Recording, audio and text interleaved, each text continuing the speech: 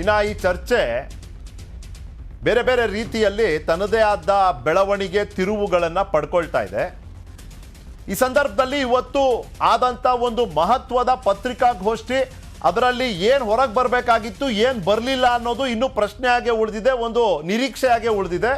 ಇವತ್ತು ಪತ್ರಿಕಾಗೋಷ್ಠಿಯನ್ನು ನಡೆಸೋದಕ್ಕೂ ಮುಂಚೆ ರಮೇಶ್ ಜಾರಕಿಹೊಳಿ ಅವರು ಹೇಳಿದ್ರು, ಡಿ.ಕೆ. ಶಿವಕುಮಾರ್ ಅವರಿಗೆ ಸಂಬಂಧಪಟ್ಟಂಥ ಒಂದು ಆಡಿಯೋ ಕ್ಲಿಪ್ ನನ್ನ ಬಳಿ ಇದೆ, ಇವತ್ತು ನಾನು ಅದನ್ನು ಮಾಧ್ಯಮದ ಮುಂದೆ ಖುಲಾಸೆ ಮಾಡೋನಿದ್ದೀನಿ, ಅದನ್ನು ಹೊರಗೆ ತರೋನಿದ್ದೀನಿ ಅನ್ನೋ ಮಾತನ್ನು ಹೇಳಿಬಿಟ್ರು. ಪ್ರಶ್ನೆ ಇರೋದು, ಅವ್ರು ಕೊಟ್ಟಂಥ ಆಡಿಯೋ ಕ್ಲಿಪ್ಪಿಗೂ ಈ ಪ್ರಕರಣಕ್ಕೂ ಸಂಬಂಧ ಇದೆಯಾ ಅನ್ನೋದು ಬೇಸಿಕ್. ಅದಾದ ಮೇಲೆ ಯಾಕೆ ಪತ್ರಿಕಾಗೋಷ್ಠಿಯಲ್ಲೇ ಇದನ್ನು ಕೊಡಲಿಲ್ಲ ಅನ್ನೋದು ಮತ್ತೊಂದು. ಅದರಲ್ಲಿ ಅವ್ರು ಹೇಳ್ತಾ ಹೋದ್ರು ಇದ ಅಂತ. ಅಲ್ಲಿಗೆ ಅವ್ರ ಹತ್ರ ಎಷ್ಟು ಆಡಿಯೋ ಕ್ಲಿಪ್ ಇದೆ ಅನ್ನೋ ಕುತೂಹಲವನ್ನು ಕೂಡ ಇವತ್ತು ಮಾಜಿ ಸಚಿವರಾದ ರಮೇಶ್ ಜಾರಕಿಹೊಳಿ ಅವರು ನಮ್ಮ ಮನಸ್ಸಲ್ಲಿ ಕೆರಳಿಸ್ಬಿಟ್ಟಿದ್ದಾರೆ. ಇನ್ನು ಎರಡು ವ್ಯಕ್ತಿಗಳನ್ನು ಕೇಂದ್ರೀಕರಿಸಿ ಇವರ ಆರೋಪದ ಒಂದು ದಾಳಿಯನ್ನ ಮಾಡಿದ್ರು ರಮೇಶ್ ಜಾರಕಿಹೊಳಿ ಅವರು. ಮೊದಲನೇದಾಗಿ ಡಿ.ಕೆ. ಶಿವಕುಮಾರ್ ಅವ್ರ ಬಗ್ಗೆ ಮಾತನಾಡಿದಂಥ ಮಾಜಿ ಸಚಿವರು. ಸಹಕಾರ ಸಚಿವ ಇದ್ದಾಗ ಶಾಂತಿನಗರ ಕೋಆಪರೇಟಿವ್ ಸೊಸೈಟಿ 10,000 ಕೋಟಿ ವ್ಯವಹಾರ, ಅದು 10,000 ಕೋಟಿ 66 ಎಕರೆ. ಆ ಕೋಆಪರೇಟಿವ್ ಮಿನಿಸ್ಟರ್ ಇದ್ದಾಗ ನನಗೆ ಫೈಲ್ ಕ್ಲಿಯರ್ ಮಾಡೋದು ಗಂಟು ಬಿದ್ದ, ನಾನು ಮಾಡಲಿಲ್ಲ. ಅಲ್ಲಿಂದ ವಹಿವಾಟು ಚಲೋ ನಮ್ದು. ಶಾಂತಿನಗರ ಹೌಸಿಂಗ್ ಕೋಆಪರೇಟಿವ್ ಸೊಸೈಟಿ ಅದೇನು ಪಬ್ಲಿಕ್ ಡಾಕ್ಯುಮೆಂಟ್ಸ್ ಅದ, ನಾ ಮುಚ್ಚಿಡೋದಿಲ್ಲ. ಅದ್ರ ನೇರವಾಗಿ ಅವ್ರು ಡಿ.ಕೆ. ಸುರೇಶ್, ರವಿ ಎಲ್ಲ ಹೆಸರು ಅದರಲ್ಲಿ. ಫಸ್ಟ್ ಮೊದಲು ಕನಕಪುರದಲ್ಲಿ ಬ್ಲೂ ಫಿಲ್ಮ್ ತೋರಿಸಿದ್ದವ, ಬ್ಲೂ ಫಿಲ್ಮ್ ತೋರಿಸಿದ ₹100 ಟಿಕೆಟ್ ಆ ಟೈಮ್ದಲ್ಲಿ. ಇದು 78-80 ವಿಷಯ ಹೇಳ್ತಾನೆ, ಅದು ಪೇಪರ್ ಎಲ್ಲ ಬಂದೈತೆ. ಇದೆಲ್ಲ ರಾಜಕೀಯ ವರ್ಗ ಮೊದಲೇ ಕನಕಪುರದಲ್ಲಿ ಸಾದಾ ಮುಗಿಸಿದಾಗ ಥಿಯೇಟರ್ನಲ್ಲಿ ರಾತ್ರಿ 12 ಬ್ಲೂ ಫಿಲ್ಮ್ ತೋರಿಸಿದ ಡಿ.ಕೆ. ಶಿವಕುಮಾರ್. ಪಕ್ಷ ಇತಿಹಾಸ ಕಾಂಗ್ರೆಸ್ ಪಕ್ಷ ಸವಾಲ್ ಅದೇ, ಇಂಥ ಸಿಡಿ ಗ್ಯಾಂಗ್ನ ಬ್ಲ್ಯಾಕ್ ಮೇಲರ್ನ ಇಂಥ ಫ್ರಾಡ್ನ ಇಟ್ಕೊಂಡು ರಾಜಕೀಯ ಮಾಡ್ತೀರಾ? ಅದೈತಿಲ್ಲ ನನ್ನ ಕಡೆ, ಅದು ಕ್ಲಿಯರ್. ರಮೇಶ್ ಜಾರಕಿಹೊಳಿನ ನಾನು ಬಲಿ ಕೊಟ್ಟದ 40 ಕೋಟಿ ಖರ್ಚು, ಅದನ್ನ 100% ನಾನು ಕೇಳಿದೆ. ನನ್ನ ಬಗ್ಗೆನೇ ಹೆಸರು ತಗೊಂಡು ನಾನು ರಮೇಶ್ ಜಾರಕಿಹೊಳಿ ಮುಗಿಸಿದ ಅಂತ ಹೇಳಿ ಮಾತಾಡಿದೆ ಅದರಲ್ಲಿ. ಸಿಬಿಐ ತನಿಖೆ ಹೇಳ್ತಿಲ್ಲ, ಅದು ಕೊಡ್ತಾನಲ್ಲ. ನಾನು 2-3 ಸಲ ದಿಲ್ಲಿ ಹೋಗ್ತೀನಿ. ಈಗ ನಾ ಸಿಬಿಐ ತನಿಖೆ ಮಾಡಿಸೋದ, ಅಥವಾ ಡಿ.ಕೆ. ಶಿವಕುಮಾರ್ ಅರೆಸ್ಟ್ ಆಗಲೇಬೇಕು ಆ್ಯಂಡ್ ಕಂಪನಿ. ಬರೀ ಅಲ್ಲಿಗೆ ನಿಲ್ಲಿಲ್ಲ. ಲಕ್ಷ್ಮೀ ಹೆಬ್ಬಾಳ್ಕರ್ರನ್ನು ಈ ಆರೋಪದ ವ್ಯಾಪ್ತಿಗೆ ಕರೆತಂದಂಥ ರಮೇಶ್ ಜಾರಕಿಹೊಳಿ ಅವರು ಯಾವುದೇ ದಯದಾಕ್ಷಿಣ್ಯ ಇಲ್ಲದೆ ಅವ್ರ ಬಗ್ಗೆ ಕೂಡ ಮಾತನಾಡಿದ್ದಾರೆ. ಏನು ಹೇಳಿದ್ದಾರೆ ಕೇಳೋಣ. ಗ್ರಾಮೀಣ ಶಾಸಕ ಪಟ್ಟಕ್ಕೆ ಹೋಗಿ ಊರ್ನ ಎಲ್ಲ ಹಾಳು ಮಾಡಲು, ಮುಂದೆ ಕಾಂಗ್ರೆಸ್ ಪಕ್ಷ ಹಾಳಾಗ ಕಾರಣ ಡಿ.ಕೆ. ಶಿವಕುಮಾರ್ ಕಂಪನಿ ವಿಷಯಕ್ಕಣ್ಣೆ ಅಂತ ಸಂದರ್ಭ ಹೇಳ್ತೀನಿ. ಆ ಅಡುವನ್ನು ಇಲೆಕ್ಷನ್ ಬಿಡುವಂತ ಅಂದ್ರೆ ಅದು ಅವಾಗ ಏನೋ ಆದ್ರೆ ಅದು ನೇರ ಹೊಣೆ ಡಿ.ಕೆ. ಶಿವಕುಮಾರ್, ಲಕ್ಷ್ಮೀ ಹೆಬ್ಬಾಳ್ಕರ್. ಅಂದ್ರೆ ಮುಂದಿನ ಅಂದ್ರೆ ಇದನ್ನು ಮಾಡಿದ್ರೆ ಹೊರಗೆ ಬಂದಂತ ಇಲೆಕ್ಷನ್ ಜಾತಿ ಸಂಘರ್ಷ ಮಾಡಲಿಕ್ಕೆ ನಾಳೆ ಇಲೆಕ್ಷನ್ ಟೈಮ್ ಮಾಡುವಂತ ಸಂದರ್ಭ ಇತ್ತು. ದಯವಿಟ್ಟು ಎಲ್ಲ ರಾಜ್ಯದ ಅಂತ ಮನವಿ ಮಾಡ್ಕೋತೀನಿ. ಎಲ್ಲಾ ಸಮಾಜ ನಾಳೆ ಏನೋ ಜಾತಿ ಸಂಘರ್ಷ ಆದ್ರೆ ನೇರ ಹೊಣೆ ಡಿ.ಕೆ. ಶಿವಕುಮಾರ್, ಗ್ರಾಮೀಣ ಶಾಸಕಿ. ಇನ್ನ ಈ ಚರ್ಚೆಯ ಚೌಕಟ್ಟನ್ನ ನಿರ್ಧರಿಸೋ 4 ಪ್ರಮುಖ ಪ್ರಶ್ನೆಗಳು ನಿಮ್ಮ ಮುಂದೆ. ದಾಖಲೆಗಳನ್ನ ಈಗ ಕೊಡೋದಿಲ್ಲ, ಸಿಬಿಐಗೆ ಕೊಡ್ತೀನಿ ಅಂತಿರೋ ರಮೇಶ್ ಜಾರಕಿಹೊಳಿ ಅವರಿಗೆ ತನಿಖೆ ಆಶ್ವಾಸನೆ ಕೊಟ್ಟವ್ರು ಯಾರು? ಯಾಕೆ ಕೇಳ್ತೀವಿ ಅಂದರೆ, ಇವ್ರು ಮಾತಾಡೋದು ಹೇಗಿತ್ತು ಅಂದರೆ, ಈಗ ಎಲ್ಲ ನಿಮ್ಮ ಮುಂದೆ ಕೊಡೋದಿಲ್ಲ ಅಂದರೆ ಮಾಧ್ಯಮದವ್ರ ಮುಂದೆ, ರಾಜ್ಯ ಜನತೆ ಮುಂದೆ ಇದನ್ನ ಹೊರಗೆ ತರೋದಿಲ್ಲ. ಯಾಕಂದ್ರೆ ಸಿಬಿಐ ತನಿಖೆ ನಡೆಸುವಂಥ ಸಂದರ್ಭದಲ್ಲಿ ನಾನು ಅವ್ರಿಗೆ ಕೊಡ್ತೀನಿ ಅಂದರು. ಇಲ್ಲಿ 2 ಥರ ನೋಡ್ಬೋದು. ಸಿಬಿಐ ತನಿಖೆ ನಡೆಸಿದ್ರೆ ಅವ್ರಿಗೆ ಕೊಡ್ತೀನಿ, ಸಿಬಿಐ ತನಿಖೆ ನಡೆಸಿದಾಗ ಅವ್ರಿಗೆ ಕೊಡ್ತೀನಿ. ನಡೆಸಿದ್ರೆ ಅಂದರೆ ಇನ್ನೂ ಡೌಟ್ ಇದೆ ಅಂತ ರೇಕಾರದ ಮಾತದು. ನಡೆಸಿದಾಗ ಅಂದರೆ ಒಂದು ರೀತಿನಲ್ಲಿ ಇವ್ರಿಗೆ ಯಾರೋ ಆಶ್ವಾಸನೆ ಕೊಟ್ಟಿರೋಂಗಿದೆ, ಆಗುತ್ತೆ ಸಿಬಿಐ ತನಿಖೆ ಅಂತ. ಹಾಗಾಗಿ ಅದು ನಡೆದಾಗ ಕೊಡ್ತೀನಿ ಅಂತ ಹೇಳ್ತಿದಾರಲ್ಲ, ಯಾರ ಆಶ್ವಾಸನೆ ಕೊಟ್ಟವರು? ಇನ್ನು ಪ್ರಕರಣ ಬೆಳಕಿಗೆ ಬಂದ ಇಷ್ಟು ದಿನಗಳ ನಂತರ ರಮೇಶ್ ಜಾರಕಿಹೊಳಿ ಆರೋಪ ಮತ್ತು ಆಗ್ರಹದ ಟೈಮಿಂಗ್ ಸಂಶಯಾಸ್ಪದವೇ. ಇನ್ನು ತಾಂತ್ರಿಕವಾಗಿ, ಕಾನೂನಾತ್ಮಕವಾಗಿ ಪ್ರಕರಣದ ತನಿಖೆ ಮತ್ತು ಕೋರ್ಟ್ ಪ್ರಕ್ರಿಯೆ ಜಾರಿಯಲ್ಲಿದ್ದಾಗ ಸಿಬಿಐಗೆ ವಹಿಸಲು ಸಾಧ್ಯವೇ?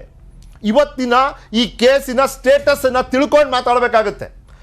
ಭಾವನೆ, ಇದರಲ್ಲಿ ಆರೋಪಿತರು ಯಾರಿದ್ದಾರೆ, ಸಂತ್ರಸ್ತರು ಯಾರಿದ್ದಾರೆ, ಬಹುಶಃ ಅವರು ಭಾವನೆಗೆ ಒಳಗಾಗಿ ಮಾತನಾಡ್ಬೋದು. ಆದರೆ ಇದರ ವಿಶ್ಲೇಷಣೆ ಮಾಡುವಂಥವ್ರು ಅಥವಾ ಇದರ ವರದಿಯನ್ನು ಮಾಡುವಂಥವ್ರು ಭಾವನೆಯಿಂದ ದೂರ ನಿಂತು ಮಾತಾಡಿದಾಗ ತಾರ್ಕಿಕವಾಗಿ ನಾವು ಅರ್ಥ ಮಾಡ್ಕೋಬೇಕಾಗಿರೋ ವಿಷಯ, ಇದು ಕಾನೂನಾತ್ಮಕವಾಗಿ ಮತ್ತು ನ್ಯಾಯಾಲಯದ ವ್ಯವಸ್ಥೆಯಲ್ಲಿ ಆ ಪ್ರಕ್ರಿಯೆ ಎಲ್ಲಿದೆ? ಹೀಗಿದ್ದಂಥ ಸಂದರ್ಭದಲ್ಲಿ ಹೇಗೆ ಸಿಬಿಐಗೆ ವಹಿಸಲಿಕ್ಕೆ ಸಾಧ್ಯ? ಆ ಸಾಧ್ಯತೆಗಳಿದ್ರೆ ಹೇಗಾಗ್ಬೋದು? ಇಲ್ಲಿ ರಮೇಶ್ ಕೆಂಡ, ಅಲ್ಲಿ ಡಿ.ಕೆ. ತಂಡ ವಿಡಿಯೋ ಮತ್ತು ಸಂದೇಶಗಳ ಹಿಂದೆ ಉದ್ದೇಶವಿದೆಯಾ?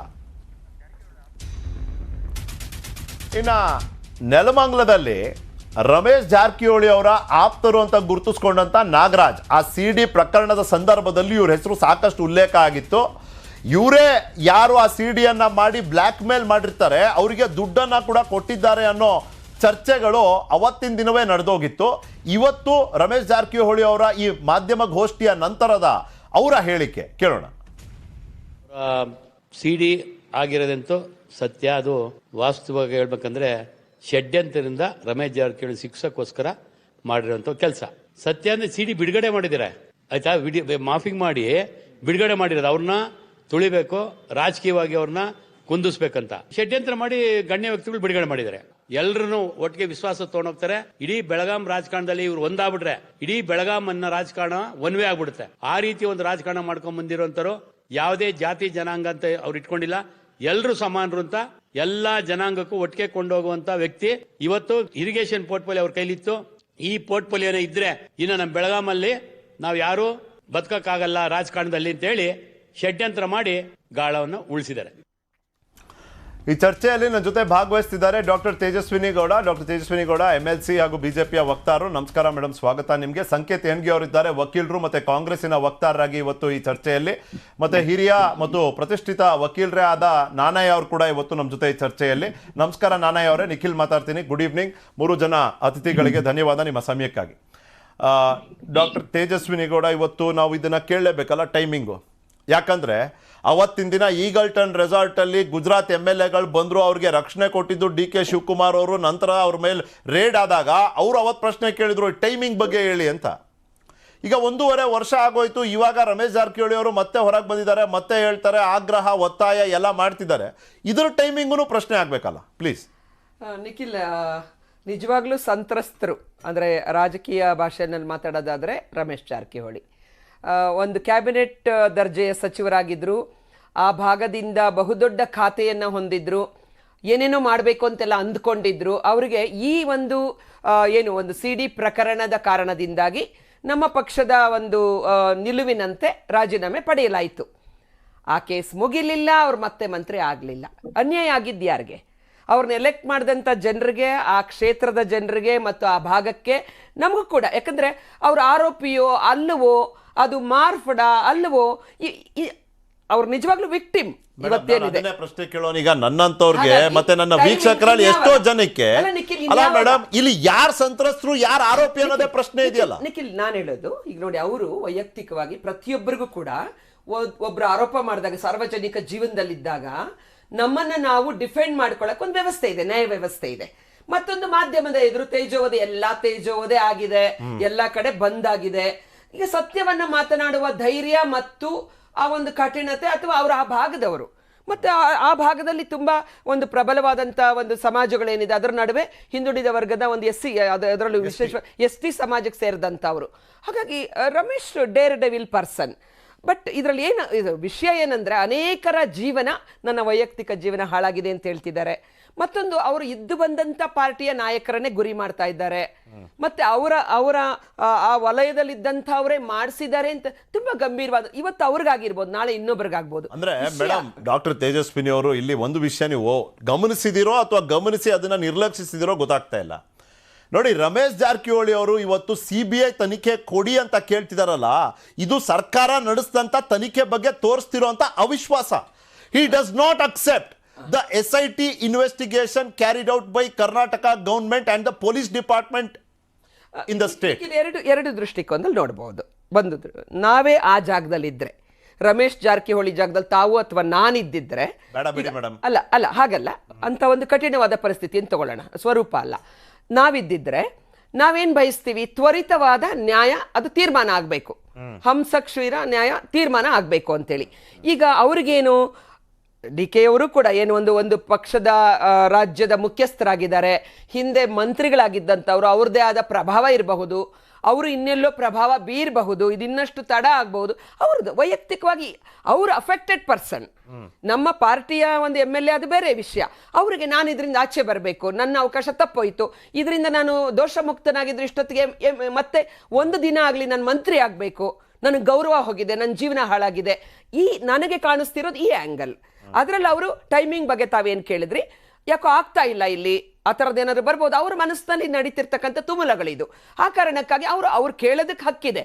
ಅದು ತಾವು ಹೇಳಿದಾಗೆ ಅಥವಾ ನಮಗೂ ಗೊತ್ತಿರೋ ಹಾಗೆ ಇಲ್ಲಿ ಒಂದು ನ್ಯಾಯ ವ್ಯವಸ್ಥೆ ಇದೆ, ನಮ್ಮ ಸರ್ಕಾರ ಇದೆ, ನಮ್ಮ ತನಿಖಾ ಏಜೆನ್ಸಿಗಳಿದ್ದಾವೆ, ಅದು ಕಾನೂನಿನ ಚೌಕಟ್ಟುಗೊಳಪಡುತ್ತೆ, ಕಾನೂನು ತಜ್ಞರಿದ್ದಾರೆ, ಅದು ಮುಂದುವರಿಯುತ್ತೆ. ಅದು ಅವರ ಒಂದು ಪ್ರಯತ್ನ ತಪ್ಪು ಅಂತ ನಾವು ಹೇಳಕ್ಕಾಗಲ್ಲ. ಹಿಂದೆ ಒಂದ್ ಸ್ವಲ್ಪ ಪಾಲಿಟಿಕ್ಸ್ ಕೂಡ ಇದೆ ಅಂತ, ಪ್ರಯತ್ನದ ಹಿಂದೆ ಪಾಲಿಟಿಕ್ಸ್ ಇದೆ. ಪಾಲಿಟಿಕ್ಸ್ ಅನ್ನೋದಕ್ಕಿಂತ ಬರೀ ನ್ಯಾಯ ಸಿಗೋದಕ್ಕೆ ಮಾತ್ರ ಅಲ್ಲ.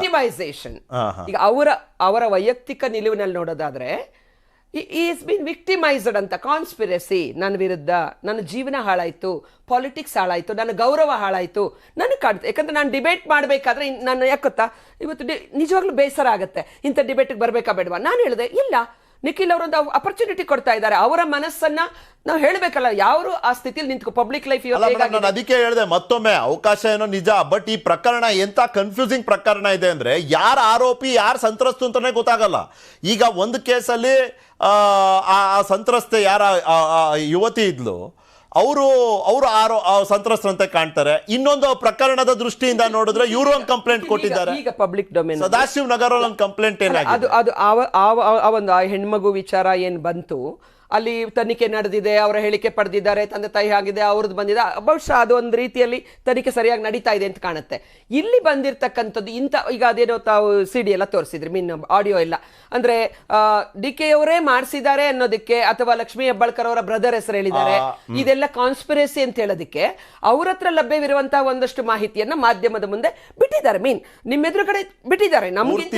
ಪೂರ್ತಿ ಅಲ್ಲ, ಅವ್ರು ಹೇಳ್ತಿದ್ದಾರೆ ಮುಂದಿನ ದಿನಗಳಲ್ಲಿ CBI ಕೊಡ್ತೀನಿ, ನಿಮ್ಮ ಮುಂದೆ ಕೊಟ್ಬಿಟ್ರೆ ಕೆಲವೊಂದಷ್ಟು ವಿಷಯಗಳನ್ನ ನಾಳೆ ದಿವಸ ಅದರ ಮಾನ್ಯತೆ ಅದು ಕಳ್ಕೊಂಡ್ ಬಿಡ್ಬೋದು. ಇದು ಯಾರೇ ಒಬ್ಬ ಲಾಯರ್ ಕೇಳಿದ್ರೆ ಲಾಯರ್ ಈ ಅಡ್ವೈಸ್ ಕೊಡುವಂತದ್ದು ಸಹಜ ಮೇಡಮ್. ಸಂಕೇತ್ ಎಣಿಗೆ ಅವ್ರು ಲಾಯರೇ ಇದ್ದಾರೆ. ನಾನು ಸಂಕೇತ್ ಎಣಿಗೆ ಅವ್ರಿಗೆ ಒಂದ್ 2-3 ಪ್ರಶ್ನೆಯನ್ನ ಕೇಳ್ತೀನಿ ಸರ್. ಒಂದು, ಈ ಎವಿಡೆನ್ಸ್ ನ ಸಂಕೇತ್ ಎಣಿಗೆ ಅವ್ರು ಹೇಳ್ತಾರೆ ಇವತ್ತು ನಾನೇನೋ ಕೊಟ್ಬಿಡ್ತೀನಿ, ಆಡಿಯೋ ಬಿಟ್ಬಿಡ್ತೀನಿ ಅಂತ. ಆದ್ರೆ ಬಿಟ್ಟಂತ ಆಡಿಯೋಗೂ ನಾವು ಚರ್ಚೆ ಮಾಡ್ತಿರುವಂತ ಪ್ರಕರಣಕ್ಕೂ ಸಂಬಂಧ ಇಲ್ಲ. But what it goes on to show is mister ಎಣ್ಗೆ ಅದು ಏನು ತೋರಿಸುತ್ತೆ ಅಂದರೆ DK ಶಿವಕುಮಾರ್ ಅವರ ಅಂದರೆ ಅವ್ರದ್ದು ಅಂತ ಹೇಳಲಾದ ಆಡಿಯೋ ಟೇಪ್ಗಳು, ಆಡಿಯೋ ಕ್ಲಿಪ್ಗಳು ನನ್ನ ಬಳಿ ಇದೆ ಅಂತ ತೋರಿಸೋದಕ್ಕೆ ಮಾತ್ರ, ಸಂಬಂಧ ಇಲ್ಲದೆ ಇರೋ ಆಡಿಯೋ ಟೇಪನ್ನು ಇವರು ಆಡಿಯೋ ಕ್ಲಿಪ್ಪನ್ನು ಹೊರಗೆ ಬಿಟ್ರಾ? ನೋಡಿ, 2-3 ವಿಚಾರಗಳು ಇದರಲ್ಲಿ ಬಹಳ ಚರ್ಚೆಗೆ ತಗೋಬೇಕಾಗಿರುವಂತ ವಿಚಾರ ಮತ್ತು ಅದು ಸೂಕ್ಷ್ಮವಾದ ವಿಚಾರಗಳು. ಮೊದಲನೇದ್ದು, ರಮೇಶ್ ಜಾರಕಿಹೊಳಿ ಅವರು ಒಂದು ಪೊಲೀಸ್ ಸ್ಟೇಷನ್ಗೆ ಅಥವಾ ಒಂದು ಕಂಪ್ಲೇಂಟ್ ಕೊಡ್ತಾರೆ. ಆ ನಂತರ ಆ ಸಂತ್ರಸ್ತನು ಕಂಪ್ಲೇಂಟ್ ಕೊಡ್ತಾರೆ. ಇವರು ಅವಾಗಿನ ಗೃಹ ಮಂತ್ರಿ ಏನಿರ್ತಾರೆ ಬೊಮ್ಮಾಯಿ ಅವರಿಗೆ ಒಂದು ಪತ್ರ ಬರೀತಾರೆ, ಇದನ್ನ SIT ರೆಫರ್ ಮಾಡಿ ಅಂತ ಹೇಳಿ.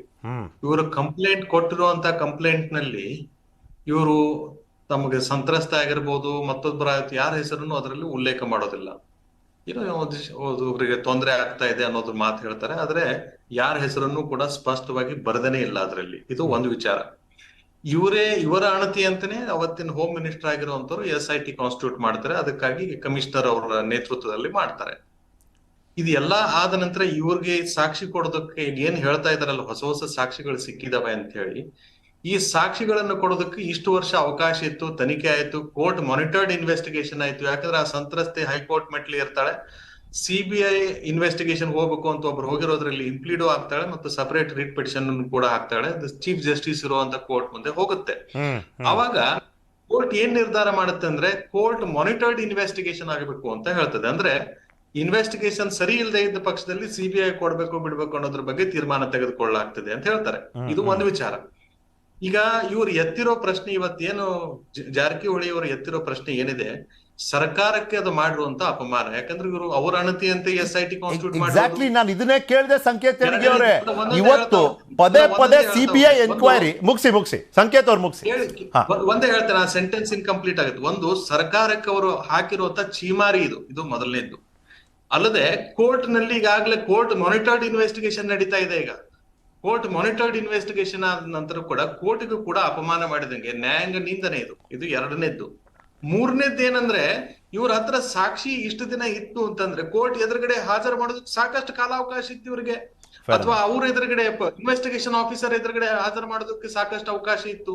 ಇಷ್ಟೆಲ್ಲಾ ಬಿಟ್ಟು ಈ ಟೈಮ್ ನಲ್ಲಿ ಮಾಡ್ತಾ ಇರೋದು ನೋಡಿದ್ರೆ ಇವ್ರು ಮಾಡ್ತಿರೋದು ರಾಜಕೀಯ ಷಡ್ಯಂತ್ರ ಅಂತ ಅನ್ಸುತ್ತೆ ಈ ಟೈಮಿಂಗ್ ನೋಡಿ. ಅಲ್ಲ, ಓಕೆ, ಸಂಕೇತ್ ಎಣಿಗೆಯವರೇ ಬಂದೆ ಮೇಡಮ್. ಇಲ್ಲಿ ನೀವು ಹೇಳಿದ್ದೀರಿ ಸರ್ಕಾರಕ್ಕೆ ಆಗ್ತಿರುವಂತ ಚೀಮಾರಿ ಅಂತ. ಐ ಆಮ್ ನಾಟ್ ಶೋರ್ ನೀವು ಕೇಳಿಸ್ಕೊಂಡ್ರೋ ಇಲ್ವೋ. ಮೊದಲನೇ ಭಾಗದಲ್ಲೇ ನಾನು ಡಾಕ್ಟರ್ ತೇಜಸ್ವಿನಿ ಅವ್ರಿಗೆ ಕೇಳಿದೆ, ಇದು ಸರ್ಕಾರಕ್ಕೆ ಆಗ್ತಿರೋ ಅವಮಾನ ಅಲ್ವಾ, ಅವ್ರಿಗೆ ಅವಿಶ್ವಾಸ ಇದೆ, ನೀವು ನಡೆಸಿರುವಂತ SIT ತನಿಖೆ ಬಗ್ಗೆ ಅವ್ರಿಗೆ ನಂಬಿಕೆನೇ ಇಲ್ಲ ಅಂತ. ಆದ್ರೆ ಈ ರೀತಿನೂ ನೋಡ್ಬೋದಲ್ವಾ ಸಂಕೇತ್ ಎಣಿಗೆಯವರೇ, ಅದನ್ನ ಅಲ್ಲಿ ಚರ್ಚೆ ಆಗಿರೋದು, ತನಿಖೆ ಆಗಿರೋದು, ಬಹುಶಃ B ರಿಪೋರ್ಟ್ ನ ಫೈಲ್ ಮಾಡಬೇಕು ಅಂತ ಮುಂದೆ ಬಂದ್ರಲ್ಲ. Now that has been state by the supreme court. ಆ ಪ್ರಕರಣದ ತನಿಖೆ ನಡೆದಿದ್ದು ಕೇವಲ on the charges of that woman. ಆ ಸಂತ್ರಸ್ತೆ ಮಹಿಳೆ ಮಾಡಿದಂಥ ಆರೋಪ ಆಧಾರದ ಮೇಲೆ ಮಾತ್ರ ತನಿಖೆ ನಡೀತು. ಅಂದರೆ ಏನು, ಮಿಸ್ಯೂಸ್ ಆಫ್ ಆಫೀಸ್ ಆ್ಯಂಡ್ ಅಲ್ಯೂರ್ಮೆಂಟ್, ಸೆಕ್ಸ್ಗಾಗಿ ಒಂದು ಜಾಬ್ ಆಫರ್ ಕೊಟ್ಟು ನನ್ನನ್ನು ಸೆಕ್ಸ್ಗಾಗಿ ಬಳಸ್ಕೊಂಡ್ರು ಅನ್ನೋ ಆರೋಪ ಏನಿತ್ತು, ಅದ್ರ ತನಿಖೆ ಮಾತ್ರ ಅಲ್ಲಿ ನಡೆದಿದ್ದು. ಷಡ್ಯಂತ್ರದ ತನಿಖೆ ಎಲ್ಲಿ ನಡೀತಾ ಆ ಪ್ರಶ್ನೆ ಕೇಳ್ತಿದ್ದೇನೆ. ನಾನು ಹೇಳ್ತೀನಿ, ಇಲ್ಲ, ಅದರಲ್ಲಿ SIT ರೆಫರ್ ಆಗಿರುವಂತದ್ದು 3 ಪ್ರಕರಣಗಳು. ಒಂದು ಷಡ್ಯಂತ್ರ ಅಂತ ಇವ್ರೇನ್ ಕೊಟ್ಟಿದ್ರಲ್ಲ ಅದಕ್ಕೆ ಸಂಬಂಧಪಟ್ಟಂಗ ತನಿಖೆನೂ ಆಗಿದೆ. ಎರಡನೇದ್ದು ಆ ಮಹಿಳೆ ಕೊಟ್ಟಿರೋ ಸಂತ್ರಸ್ತೆ ಅಂತ ಏನ್ ಹೇಳ್ತೀವಿ, ಆ ಸಂತ್ರಸ್ತೆ ಕೊಟ್ಟಿರುವಂತಹ ಜಾಬ್ ಸಲುವಾಗಿ, ಅಂದ್ರೆ ಕೆಲಸಕ್ಕಾಗಿ ಆಮಿಷ ಅಂತ ಏನ್ ಒಡ್ಡಿ ಅವಳನ್ನ ದುರುಪಯೋಗ ಪಡಿಸ್ಕೊಂಡ್ರು ಅಂತ ಹೇಳ್ತಾರೆ, ಅದು ಎರಡನೇ ವಿಚಾರ. ಆನಂತರ ಮೂರನೇದ್ದು, ಇದರಲ್ಲಿ ಏನಾದ್ರೂ IT ಆಕ್ಟ್ ಕೆಳಗಡೆ ಏನಾದ್ರೂ ಇದರಲ್ಲಿ ಕಾನೂನು ಉಲ್ಲಂಘನೆ ಆಗಿದೆಯಾ ಮತ್ತೊಂದು ಅನ್ನೋದ್ರ ಬಗ್ಗೆ ಮೂರನೇ ಪ್ರಕರಣ. ನಾನು ಹೇಳ್ತಾ ಇರೋದು ಏನಂದ್ರೆ, ಎಲ್ಲಾ ಆಂಗಲ್ ನಲ್ಲೂ ಕೂಡ ತನಿಖೆ ಆಗಿದೆ. ಆ ತನಿಖೆ ಆಗಿರೋ ರಿಪೋರ್ಟ್ ಕೋರ್ಟ್ ಮುಂದೆ ಇಟ್ಟಿದ್ದಾರೆ. ಕೋರ್ಟ್ ಅದನ್ನ ಒಪ್ಬೇಕೋ ಬಿಡ್ಬೇಕೋ ಅನ್ನೋದು ಕೋರ್ಟ್ ನಲ್ಲಿ ಈಗಾಗಲೇ ಚರ್ಚೆ ನಡೀತಾ ಇದೆ. ಪ್ರಕರಣ ಇನ್ನು ವಿಲೇವಾರಿಗೆ ಬಾಕಿ ಇದ್ದಾಗ ಇವರು ಕೋರ್ಟ್ ಮೇಲೆಗೆ ಗೌರವ ಇಲ್ಲ ಅಂತ ಹೇಳ್ತಾ ಇದ್ದಾರೋ, ಅಥವಾ SIT ಮೇಲೆ ಗೌರವ ಇಲ್ಲ ಅಂತ ಹೇಳ್ತಾ ಇದ್ದಾರೋ, ಅಥವಾ ಇವ್ರ ಅಣತಿಯಂತೆ ಸರ್ಕಾರ ಅವತ್ತು ಏನ್ ನಡೆದಿತ್ತು, SIT ಕಾನ್ಸ್ಟಿಟ್ಯೂಟ್ ಮಾಡಿತ್ತು, ಸರ್ಕಾರಕ್ಕೆ ಬುದ್ಧಿ ಇಲ್ಲ ಅಂತ ಹೇಳ್ತಾ ಇದ್ದಾರೋ, ಅಥವಾ ಈ ಸರ್ಕಾರ ಉಪಯೋಗಕ್ಕಿಲ್ಲ, ಕೇಂದ್ರ ಸರ್ಕಾರ ಸರಿ ಅಥವಾ CBI ಸರಿ ಅಂತ ಹೇಳ್ತಾ ಇದ್ರು. ಅಂದ್ರೆ ಇವ್ನ ಎಲ್ಲವನ್ನೂ ಬೈಪಾಸ್ ಮಾಡಿ ಹೋಗ್ತಾ ಇದಾರೋ ಅಂತ ಇವನ್ನೆಲ್ಲ ನೀವು ಕೂಲಂಕುಷವಾಗಿ ನೋಡಕ್ ಹೇಳಿದ್ರೆ ಒಂದ್ ವಿಚಾರ ಸ್ಪಷ್ಟ ಆಗ್ತದೆ. ಇವರು ಮೊದಲನೇ ದಿನ ಅದು ಏನು CD ಟಿವಿಯಲ್ಲಿ ಏನನ್ನ ಬಂತ ಅವತ್ತಿನ ದಿನ ನಾನೇ ಅಲ್ವೇ ಅಲ್ಲ, ಅದು ಮಾರ್ಕ್ಡು ಅಂತ ಹೇಳಿದ್ರು. ಮತ್ತೊಂದ್ ಸ್ವಲ್ಪ ದಿನ ಅವ್ರಿಗೆ ಯಾವಾಗ ಅವರು SIT ಅವ್ರು ಹಾಜರಾಗಿ ಅಂತೇಳಿ ಇವ್ರನ್ನ ಡ್ರಿಲ್ ಮಾಡಕ್ ಶುರು ಮಾಡಿದ್ರು, ಇನ್ವೆಸ್ಟಿಗೇಷನ್ ಸಲುವಾಗಿ ಇಂಟ್ರೋಗೇಷನ್ ಏನ್ ಮಾಡಕ್ ಶುರು ಮಾಡಿದ್ರು, ಅದು ನಾನೇ ಅಂತ ಒಪ್ಕೊಂಡ್ರು. ಅಂದ್ರೆ ಒಮ್ಮೆ ಆ CD-ಯಲ್ಲಿ ನಾನು ಇಲ್ವೇ ಇಲ್ಲ, ಅದು ನಕಲಿ ಅಂತ ಹೇಳಿ, ಮತ್ತೊಂದ್ ದಿನ CD-ಯಲ್ಲಿ ನಾನೇ ಅಂತ ಹೇಳ್ಬಿಟ್ಟು ಒಪ್ಕೊಳ್ಳೋದು. ಅಂದ್ರೆ ಇವರ ವಿಚಾರಗಳು ಮತ್ತು ಇವರ ಸ್ಟೇಟ್ಮೆಂಟ್ಸ್ ಏನಿದಾವೆ ಕಾಂಟ್ರಡಿಕ್ಟರಿ ಟು ಈಚ್ ಅದರ್. ಅಲ್ಲ, ಸಂಕೇತ್ ಅವರು since you are an advocate, ನೀವು ಬಹಳ ಗಂಭೀರವಾಗಿ ಹೇಳಿಕೆಗಳನ್ನ, ಪದ ಬಳಕೆಯನ್ನ ನೀವು ಗಮನಿಸ್ತೀರಿ. ಇವತ್ತು ಅದನ್ನೇ ಅವರು ಒಂದು ರೀತಿಯಲ್ಲಿ ಜಸ್ಟಿಫೈ ಮಾಡಿದ್ದಾರೆ. ಅವ್ರು ಹೇಳಿದ್ರು, ರಮೇಶ್ ಜಾರಕಿಹೊಳಿ ಅವರು ಕೆಲವೊಮ್ಮೆ ಕಾನೂನಿನ ಪ್ರಕ್ರಿಯೆಯಲ್ಲಿ ಸೇಫ್ ಆಗೋದಕ್ಕೆ ಅಂತ. I am sorry, I am not using the same words that he is using, but ಅವರು ಹೇಳಿರೋದು ಕಾನೂನಿನಲ್ಲಿ ಒಮ್ಮೊಮ್ಮೆ ನಮ್ಮನ್ನೇ ನಾವು ರಕ್ಷಣೆ ಮಾಡ್ಕೊಳ್ಳೋದಕ್ಕಾಗಿ ಮಾಡದೇ ಇರೋದನ್ನು ಮಾಡಿದೆ ಅಂತ ಒಪ್ಕೋಬೇಕಾಗುತ್ತೆ ಅಂತ. Why didn't you not consider this?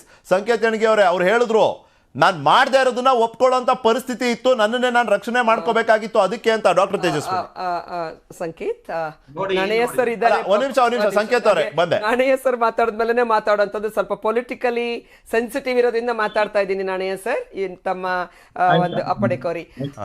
Sir, okay, ಎರಡು, the interpretation of law and application of law is in a public domain. ಈಗ ಅವರು ಲಕ್ಷ್ಮೀ ಹೆಬ್ಬಾಳ್ಕರ್ ಅವರು ಶಾಸಕರಿದ್ದಾರೆ, ಆಯ್ಕೆ ಆಗಿರುವ ಶಾಸಕರು. ಅದಕ್ಕೆ ಮುಂಚೆ ಪೊಲಿಟಿಕಲ್ ಆಕ್ಟಿವಿಸ್ಟ್ ಆಗಿದ್ರು, ಮತ್ತೆ ರಮೇಶ್ ಜಾರಕಿಹೊಳಿ ಅವರಿಗೆ ಆಪ್ತರಾಗಿದ್ರು, ಒಟ್ಟಿಗೆ ಕೆಲಸ ಮಾಡಿದಂಥವ್ರು. ಈಗ DKC ಅವರ ಮೇಲೆ ಗಂಭೀರ ಆರೋಪ, ಲಕ್ಷ್ಮೀ ಹೆಬ್ಬಾಳ್ಕರ್ ಮೇಲೆ ಗಂಭೀರ ಆರೋಪ. ಅವರ ಸಹೋದರ ಇವತ್ತು ಶಾಸಕರಾಗಿದ್ದಾರೆ ಮೇಲ್ಮನೆಯಲ್ಲಿ, ಅವರು CD ಮಾಡಿದ್ದಾರೆ ಎನ್ನುವ ಆರೋಪ. ನಿಖಿಲ್, ನ್ಯಾಯ ಸಾಧನೆಗೆ ಅಥವಾ ನ್ಯಾಯ ಸಾಬೀತು ಮಾಡೋದಕ್ಕೆ ಕಾಲಕ್ಕೆ ಸಿಕ್ಕಿದ ಮಾಹಿತಿಗಳನ್ನು ಕೊಡಬಾರ್ದು ಅಂತಿಲ್ಲ. That's the beauty of this country. Judiciary ಸಿಸ್ಟಮ್ನ ಬ್ಯೂಟಿ, ಅದು ಕೊಡಬಹುದು. ಆಮೇಲೆ ಅವತ್ತಿನ ದಿನ SIT ತನಿಖೆ ನಡೆಸಬೇಕಾದಾಗ ಇದಿರಲಿಲ್ಲ. ನಿಖಿಲ್, ನಾನು ಹೇಳೋದು, ಈಗ ತಾವು ಹೇಳಿದ್ರಿ ನಾವೆಲ್ಲ ಪ್ರಬುದ್ಧರು, ಮಾತನಾಡಬೇಕಾಗತ್ತೆ ಇವತ್ತು. ಹೌದು, ಏನು ಪರಸ್ಪರ ಒಪ್ಪಿಗೆಯ ಲೈಂಗಿಕ ಸಂಪರ್ಕ. ಈಗ ಅಲ್ಲಿ ನೀನು ಒಪ್ಕೊಂಡಿಲ್ಲ ಅಂದ್ರೂ ಕಷ್ಟ, ಇವತ್ತು ಕೋರ್ಟಲ್ಲಿ ಏನೇನು ನಡೆಯುತ್ತೆ, ಸಾಕ್ಷ್ಯ ನನಗೂ ಗೊತ್ತು. ಐ ಆಮ್ ಅಡ್ವೊಕೇಟ್, ನಂಗೆ ಗೊತ್ತಿದೆ. ನಾನು ಅದ್ರ ಬಗ್ಗೆ ಲಂಬಿಸಕ್ಕೆ ಹೋಗಲ್ಲ. ಸಂಕೇತ್ ಹೇಳ್ತಿರೋದು ಅವರ ಒಂದು ಪ್ರಕ್ರಿಯೆಯನ್ನ ವಿವರಿಸ್ತಾ ಇದ್ದಾರೆ, ಅದಲ್ಲ. ನನ್ನ ಹೆಸರು ಮಾತಾಡೋರಿದ್ದಾರೆ. ರಮೇಶ್ ಇಷ್ಟೇ ವಿಷಯ. ನಾನು ಒಂದು ಪೊಲಿಟಿಕಲ್ ಲೀಡರ್ ಆಗಿ ನನ್ನ ಭಾಗದಲ್ಲಿದ್ದಾಗ ಆ ಪಾರ್ಟಿಯಿಂದಲೇ ಬಂದವರು, ಆಮೇಲೆ ಆ ಪಾರ್ಟಿಯನ್ನ ಬಿಟ್ಟು ಬಂದು ಎಲೆಕ್ಷನ್ ನಿಂತು ಬಿಜೆಪಿಯನ್ನು ಅಧಿಕಾರಕ್ಕೆ ತರೋದ್ರಲ್ಲಿ ಅವರು ಸಪೋರ್ಟ್ ಕೊಡೋದ್ರಲ್ಲಿ ಪ್ರಮುಖ ಪಾತ್ರ ವಹಿಸಿದಂತವ್ರು. DK ಅವ್ರಿಗೂ ಇವ್ರಿಗೂ ನೇರ ಜಿದ್ದಾಜಿದ್ದಿದೆ. ಆಮೇಲೆ ಲಕ್ಷ್ಮಿಯವರ ಕಾರಣಕ್ಕೇನೆ ಇದು ನಡೆದಿದ್ದು ಅನ್ನುವಂಥದ್ದು, ಇದೆಲ್ಲವೂ ಪಬ್ಲಿಕ್ ಡೊಮೇನ್ ಅಲ್ಲಿ ಚರ್ಚೆ ಮಾಡ್ಬಿಟ್ಟಿದ್ದೀರಾ. DK ಮತ್ತು ಆಕೆ ಅಂತಾನೆ ಕ್ಯಾಪ್ಷನ್ ಕೊಟ್ಟಿದ್ದೀರಾ, ನನ್ನದಲ್ಲ. ಅವರು ಒಬ್ಬರು ಮಹಿಳಾ ಶಾಸಕರ ಪ್ರಶ್ನೆ ಅದಲ್ಲ. ವಿಷಯ ಮತ್ತು ಆಪಾದನೆಗಳು ಇದು ಅದೇನಿದೆ ಅವ್ರ ಕೇಸ್ ಇದೆ, ಅದನ್ನ ಪ್ರಕರಣ ಮುಂದುವರೆದೋಗುತ್ತೆ. ಅವರು ನಮ್ಮ ಸರ್ಕಾರದ ಮೇಲೆ ನಂಬಿಕೆ ಇಲ್ಲ ಅಂತಲ್ಲ, ಕಾಲಕ್ಕೆ ಸಿಗುವಂತಹ ಮಾಹಿತಿಗಳನ್ನು ಕೊಟ್ಟು ಅವರು ನ್ಯಾಯವನ್ನ ಕೇಳ್ತಾ ಇದ್ದಾರೆ. ಅಲ್ಲ, ಅವ್ರು ಮಾಡ್ತಿರೋದು ಅವ್ರ ಹಕ್ಕಿದೆ, ಸರಿ.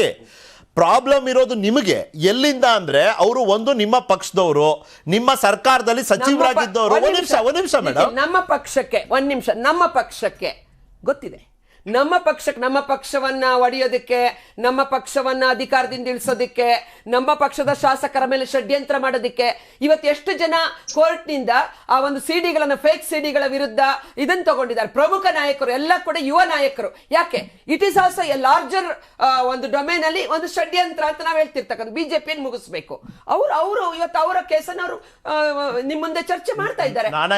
ನೇರವಾಗಿ ಮಾಧ್ಯಮದ ಮುಂದೆ ಬಂದಿದ್ದಾರೆ. ನಿಖಿಲ್ ಅವ್ರು ಇನ್ನೆಲ್ಲೋ ಹೇಳಿಲ್ಲ. ನಾನಯ್ಯ ಸರ್, ಇಲ್ಲಿ ಒಂದು SIT ಇನ್ವೆಸ್ಟಿಗೇಷನ್ ಮುಗಿಸಿ ಒಂದು ಬಿ ರಿಪೋರ್ಟ್ ರೆಡಿ ಇದೆ. ಆದ್ರೆ ಹಿರಿಯ ವಕೀಲರಾದ ಇಂದಿರಾ ಜೈಸಿಂಗ್ ಅವರು ಸರ್ವೋಚ್ಚ ನ್ಯಾಯಾಲಯಕ್ಕೆ ಹೋಗಿ ನಮಗೆ ಈ ಬಿ ರಿಪೋರ್ಟ್ ಮೇಲೆ ಸಂಶಯ ಇದೆ, ವಿಶ್ವಾಸ ಇಲ್ಲ ಅನ್ನೋದನ್ನ ಹೇಳೋದ್ರ ಮೂಲಕ ಅದನ್ನ ಅಧಿಕೃತವಾಗಿ ಸಲ್ಲಿಸೋದಕ್ಕೆ ಒಂದು ತಡೆ ಆಜ್ಞೆಯನ್ನ ತಂದಿದ್ದಾರೆ. ಇಂಥ ಒಂದು ಸಂದರ್ಭದಲ್ಲಿ CBI ಕೊಡಿ ಅಂತ ಕೇಳಿದ್ರೆ ವಾಟ್ ಡಸ್ ಇಟ್ ಮೀನ್?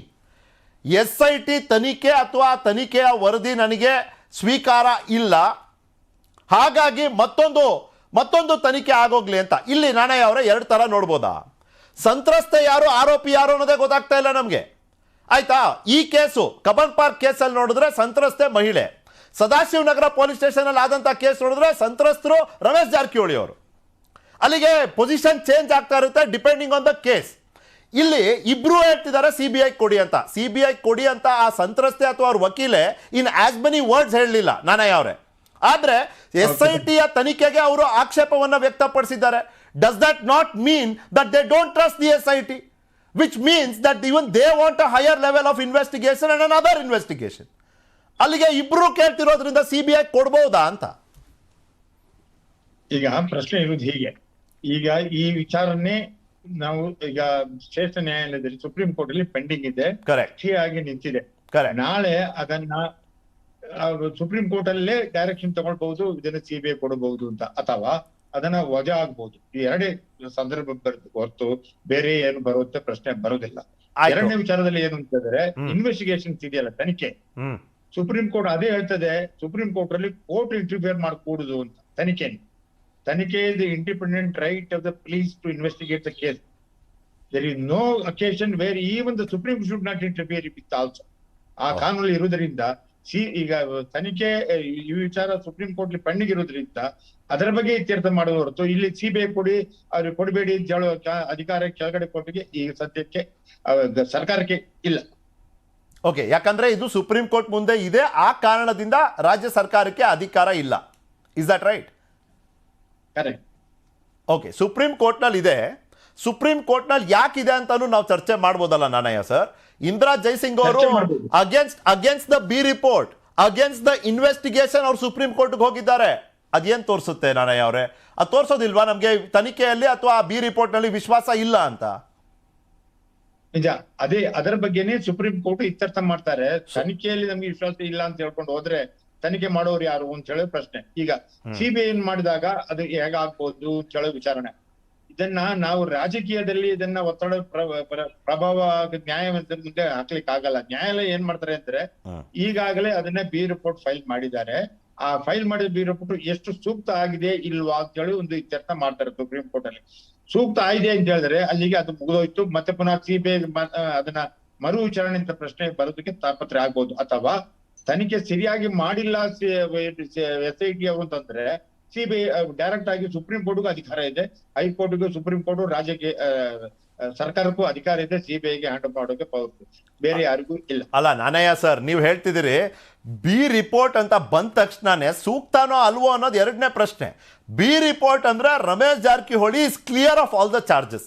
ಅವ್ರ ಮೇಲೆ ಏನೇನು ಆರೋಪಗಳು ಬಂದಿದೆ ಆ ಆರೋಪ ಸರಿ ಅಲ್ಲ ಅಂತ ವರದಿ ಕೊಟ್ಟಿರೋದಕ್ಕಾಗಿನೇ ಅದನ್ನ ನಾವು ಬಿ ರಿಪೋರ್ಟ್ ಅಂತ ಕರಿತೀವಿ. ಇಲ್ಲ ಅಂದ್ರೆ ಚಾರ್ಜ್ ಶೀಟ್ ಅಂತ ಕರೆದಿರ್ತಿದ್ವಿ. ರೈಟ್ ಚಾರ್ಜ್ ಶೀಟ್ ಆಗಿರ್ತಿತ್ತು, ಅದ್ರ ಬದಲು ಇಲ್ಲಿ ಬಿ ರಿಪೋರ್ಟ್ ಆಗಿದೆ ಅಂದ್ರೆ ರಮೇಶ್ ಜಾರಕಿಹೊಳಿ ಇಸ್ ಕ್ಲಿಯರ್. ಅವ್ರ ಮೇಲೆ ಬಂದಂತ ಆರೋಪಗಳು ಸರಿ ಇಲ್ಲ ಅನ್ನೋದೇ ಆ ತನಿಖೆ SIT ಏನು ವಿಶೇಷ ತನಿಖಾ ತಂಡ ಇತ್ತು ಅವ್ರು ಕೊಟ್ಟಿದ್ದಾರೆ ವರದಿ. ಈಗ ಆ ತನಿಖಾ ವರದಿಯನ್ನೇ ಪ್ರಶ್ನೆ ಮಾಡಿದ್ದಾರೆ ಇವರು. And in any case the law leans towards the victim. Nanaiah, I don't have to tell you.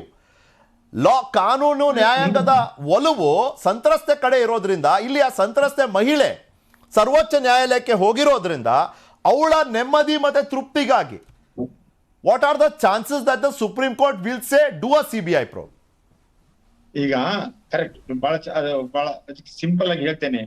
ಇದೇ ಸುಪ್ರೀಂ ಕೋರ್ಟ್ ಅಲ್ಲಿ ಸಾಕಷ್ಟು ಜಡ್ಜ್ಮೆಂಟ್ ಗಳು ಬಂದಿದೆ. ಏನು ಅಂದ್ರೆ ಈ ಸಂತ್ರಸ್ತ ಮಹಿಳೆಯರು, ಸ್ಪೆಷಲಿ ನೀವು ಹೇಳ್ತಿದ್ದಾರಲ್ಲ, ಈ ರೇಪ್ ಕೇಸ್ಗಳಲ್ಲಿ ಜೊತೆಲಿ ಇದ್ಕೊಂಡು ಮದುವೆ ಮಾಡ್ತೇನೆ ಅಂತ ಹೇಳಿ ಅವ್ರಿಗೆ ಮೋಸ ಮಾಡಿದ್ದಾರೆ, ಅಥವಾ ಅವ್ರ ಜೊತೆಲಿ ಇದ್ದು ನೂರಾರು ಕಡೆ ತಿರುಗಾಡಿದ್ದಾರೆ.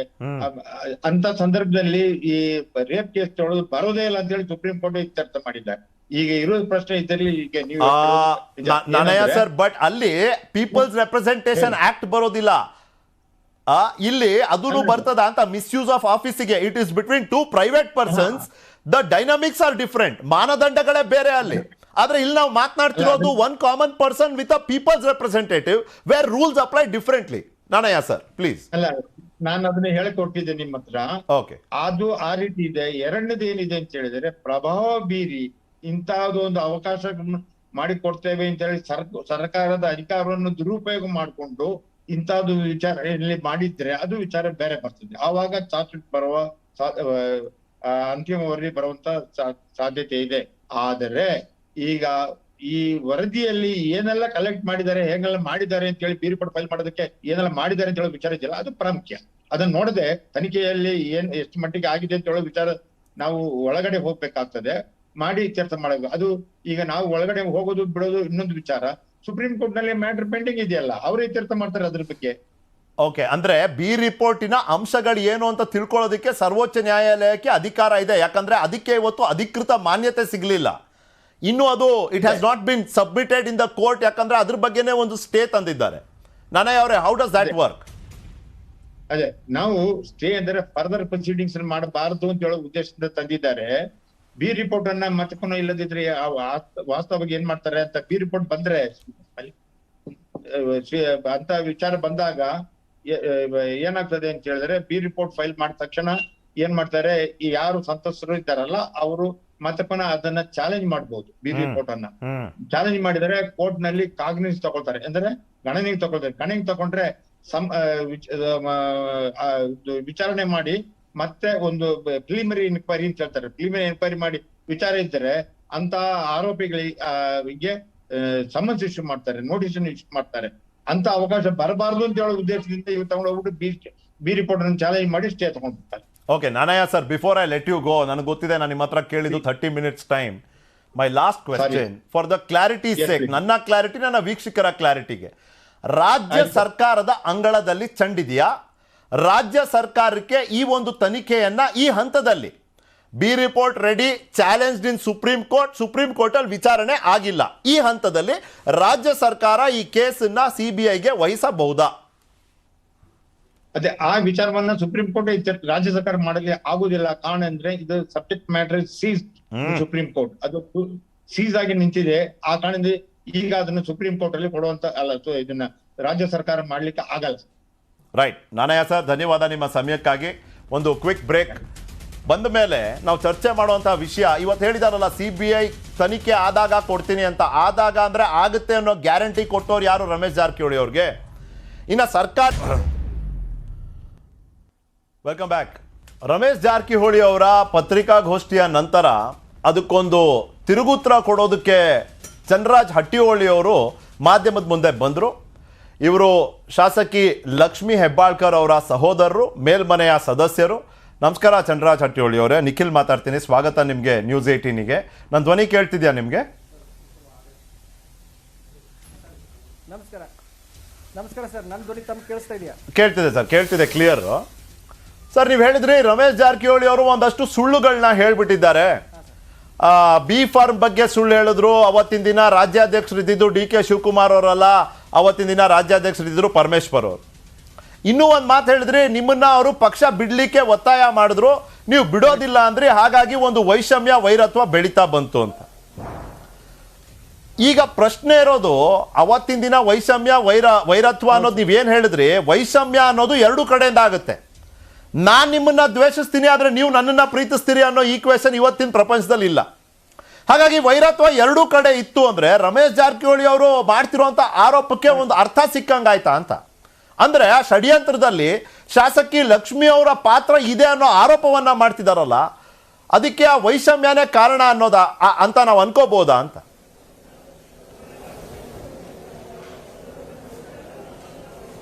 ಸರ್, ಇಲ್ಲಿ ನಾನು ಸ್ಪಷ್ಟವಾಗಿ ಹೇಳಲಿಕ್ಕೆ ಬಯಸ್ತೀನಿ, ಲಕ್ಷ್ಮೀ ಹೆಬ್ಬಾಳ್ಕರ್ಗೆ ನಮ್ಮ ಸಹೋದರಿ ಶಾಸಕಿಗೆ ಯಾವುದೇ ರೀತಿಯ ಕೀಳು ಮಟ್ಟದ ರಾಜಕಾರಣ ಮಾಡುವ ಅವಶ್ಯಕತೆ ಇಲ್ಲ.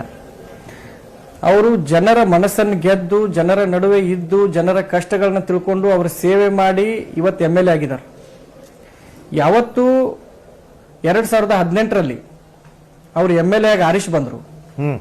ಆರಿಷ್ ಬಂದ ತಕ್ಷಣ ನಮ್ಮ ಬೆಂಗಳೂರಿಗೆ ನಮ್ಮ ನಾಯಕರು ನಮಗೆ ಕರೆ ಮಾಡಿ ಕರೆದಾಗ, ಸಮ್ಮಿಶ್ರ ಸರ್ಕಾರ ರಚನೆ ಮಾಡಬೇಕಾಗುತ್ತೆ, ನೀವೆಲ್ಲ MLAಗಳು ಚುನಾಯಿತ ಪ್ರತಿನಿಧಿಗಳು ಬೆಂಗಳೂರಿಗೆ ಬರಬೇಕಂತ ಕರೆದಾಗ, ಅಲ್ಲಿಂದಲೇ ಇದು ಸ್ಟಾರ್ಟ್ ಆಗಿದ್ದು. ನಮ್ಮನ್ನ ಕೇಳಿದ್ಲೆ ನೀವು ಬೆಂಗಳೂರಿಗೆ ಹೆಂಗೆ ಹೋದ್ರಿ? ಅವತ್ತೇ ಫಸ್ಟ್ ಡೇ ರಮೇಶ್ ಜಾರಕಿಹೊಳಿ ಅವರಿಗೆ ನಾನು ಹೇಳಿದ್ದೆ ನೀವು ಕೇಳಬೇಕು, ಜಿಲ್ಲೆಯ ರಾಜಕಾರಣದ ಮೇಲೆ ನಾನು ಹಿಡಿತ ಸಾಧಿಸಬೇಕು, MLAಗಳು ನನ್ನ ಮಾತು ಕೇಳಬೇಕು ಅಂತ ಒಂದು ದೃಷ್ಟಿಯಿಂದ ಅಲ್ಲಿಂದ ಸ್ಟಾರ್ಟ್ ಆಯಿತು. ಅವತ್ತೇ ಅವ್ರು ಸ್ಟಾರ್ಟ್ ಮಾಡಿದ್ರು. ಇನ್ನೂ ಸಮ್ಮಿಶ್ರ ಸರ್ಕಾರದ ಗವರ್ಮೆಂಟ್ ಇನ್ನೂ ಫಾರ್ಮೇಶನ್ ಆಗಿರಲಿಲ್ಲ. ಅವತ್ತೇ ಬಿಜೆಪಿಗೆ ಹೋಗೋಣ ಅಂತ ಸ್ಟಾರ್ಟ್ ಮಾಡಿದ್ರು. ಆ ಸಂದರ್ಭದಲ್ಲಿ ಕೂಡ ಅವ್ರನ್ನ ನಾವು ತಡೆದಿದ್ವಿ.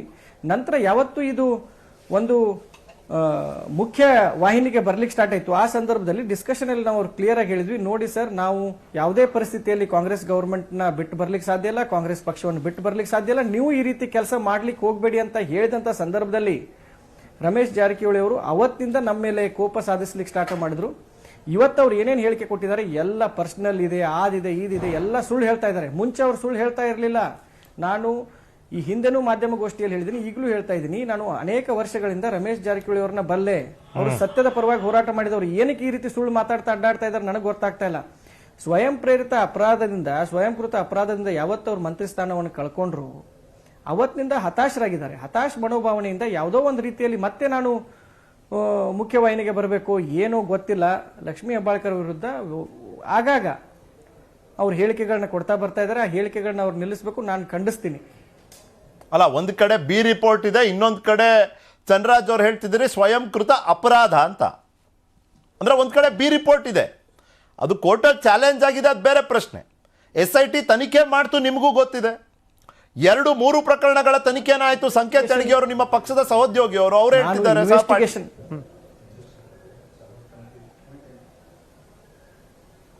ನಾನು ಇನ್ವೆಸ್ಟಿಗೇಷನ್ ಬಗ್ಗೆ, ಬಿ ರಿಪೋರ್ಟ್ ಬಗ್ಗೆ ಮಾತಾಡ್ತಾ ಇಲ್ಲ. ರಮೇಶ್ ಜಾರಕಿಹೊಳಿ ಅವರು ಇವತ್ತು ಮಾಧ್ಯಮದ ಮುಂದೆ ಬಂದು ಏನು ನನ್ನ ಮೇಲೆ ಇನ್ನೊಬ್ರು ಷಡ್ಯಂತ್ರ ಮಾಡಿದ್ರು, ನನ್ನನ್ನ ಬಲಿಪಶು ಮಾಡಿದ್ರು ಅಂತ ಏನು ಸ್ಪಷ್ಟೀಕರಣ ಕೊಡ್ಲಿಕ್ಕೆ ಹೊರಟಿದ್ದಾರೆ. ಈ ಒಂದು ಪ್ರಕರಣದಲ್ಲಿ ತಾವೇ ಸಿಲುಕಾಕೊಂಡ್ರಿ. ತಮ್ಮ ಸ್ವಯಂಕೃತ ಇಚ್ಛೆಯಿಂದ, ಸ್ವಯಂಕೃತ ಅಪರಾಧದಿಂದ ಈ ಪ್ರಕರಣದಲ್ಲಿ ಸಿಲುಕಾಕೊಂಡು ರಾಜ್ಯದ ಘನತೆ ಕಳೆದಿದ್ದೀರಿ, ಜಿಲ್ಲೆಯ ಮಾನ ಮರ್ಯಾದೆಯನ್ನು ಹರಾಜು ಹಾಕಿದಿರಿ, ನಿಮ್ಮ ಸ್ವಂತ ಮತಕ್ಷೇತ್ರದ ಗೋಕಾಕದ ಜನರ ಮನಸ್ಸನ್ನು ನೋಯಿಸಿದಿರಿ. ಇಷ್ಟೆಲ್ಲ ನೋಯಿಸಿಬಿಟ್ಟು ನೀವು ಇವತ್ತು ಇನ್ವೆಸ್ಟಿಗೇಷನ್ ಮಾಡುವಂತ ಸಂದರ್ಭದಲ್ಲಿ ಯಾವುದೇ ವಿಷಯವನ್ನ ನೀವು ಅವರಿಗೆ ಸಹಕಾರ ನೀಡಲಿಲ್ಲ. ನಿಮ್ಮ ಹತ್ರ ಇದ್ದಿರೋ ವಿಷಯಗಳನ್ನ ನೀವು ಇನ್ವೆಸ್ಟಿಗೇಷನ್ ಟೀಮಿಗೆ ಕೊಡಬಹುದಾಗಿತ್ತು.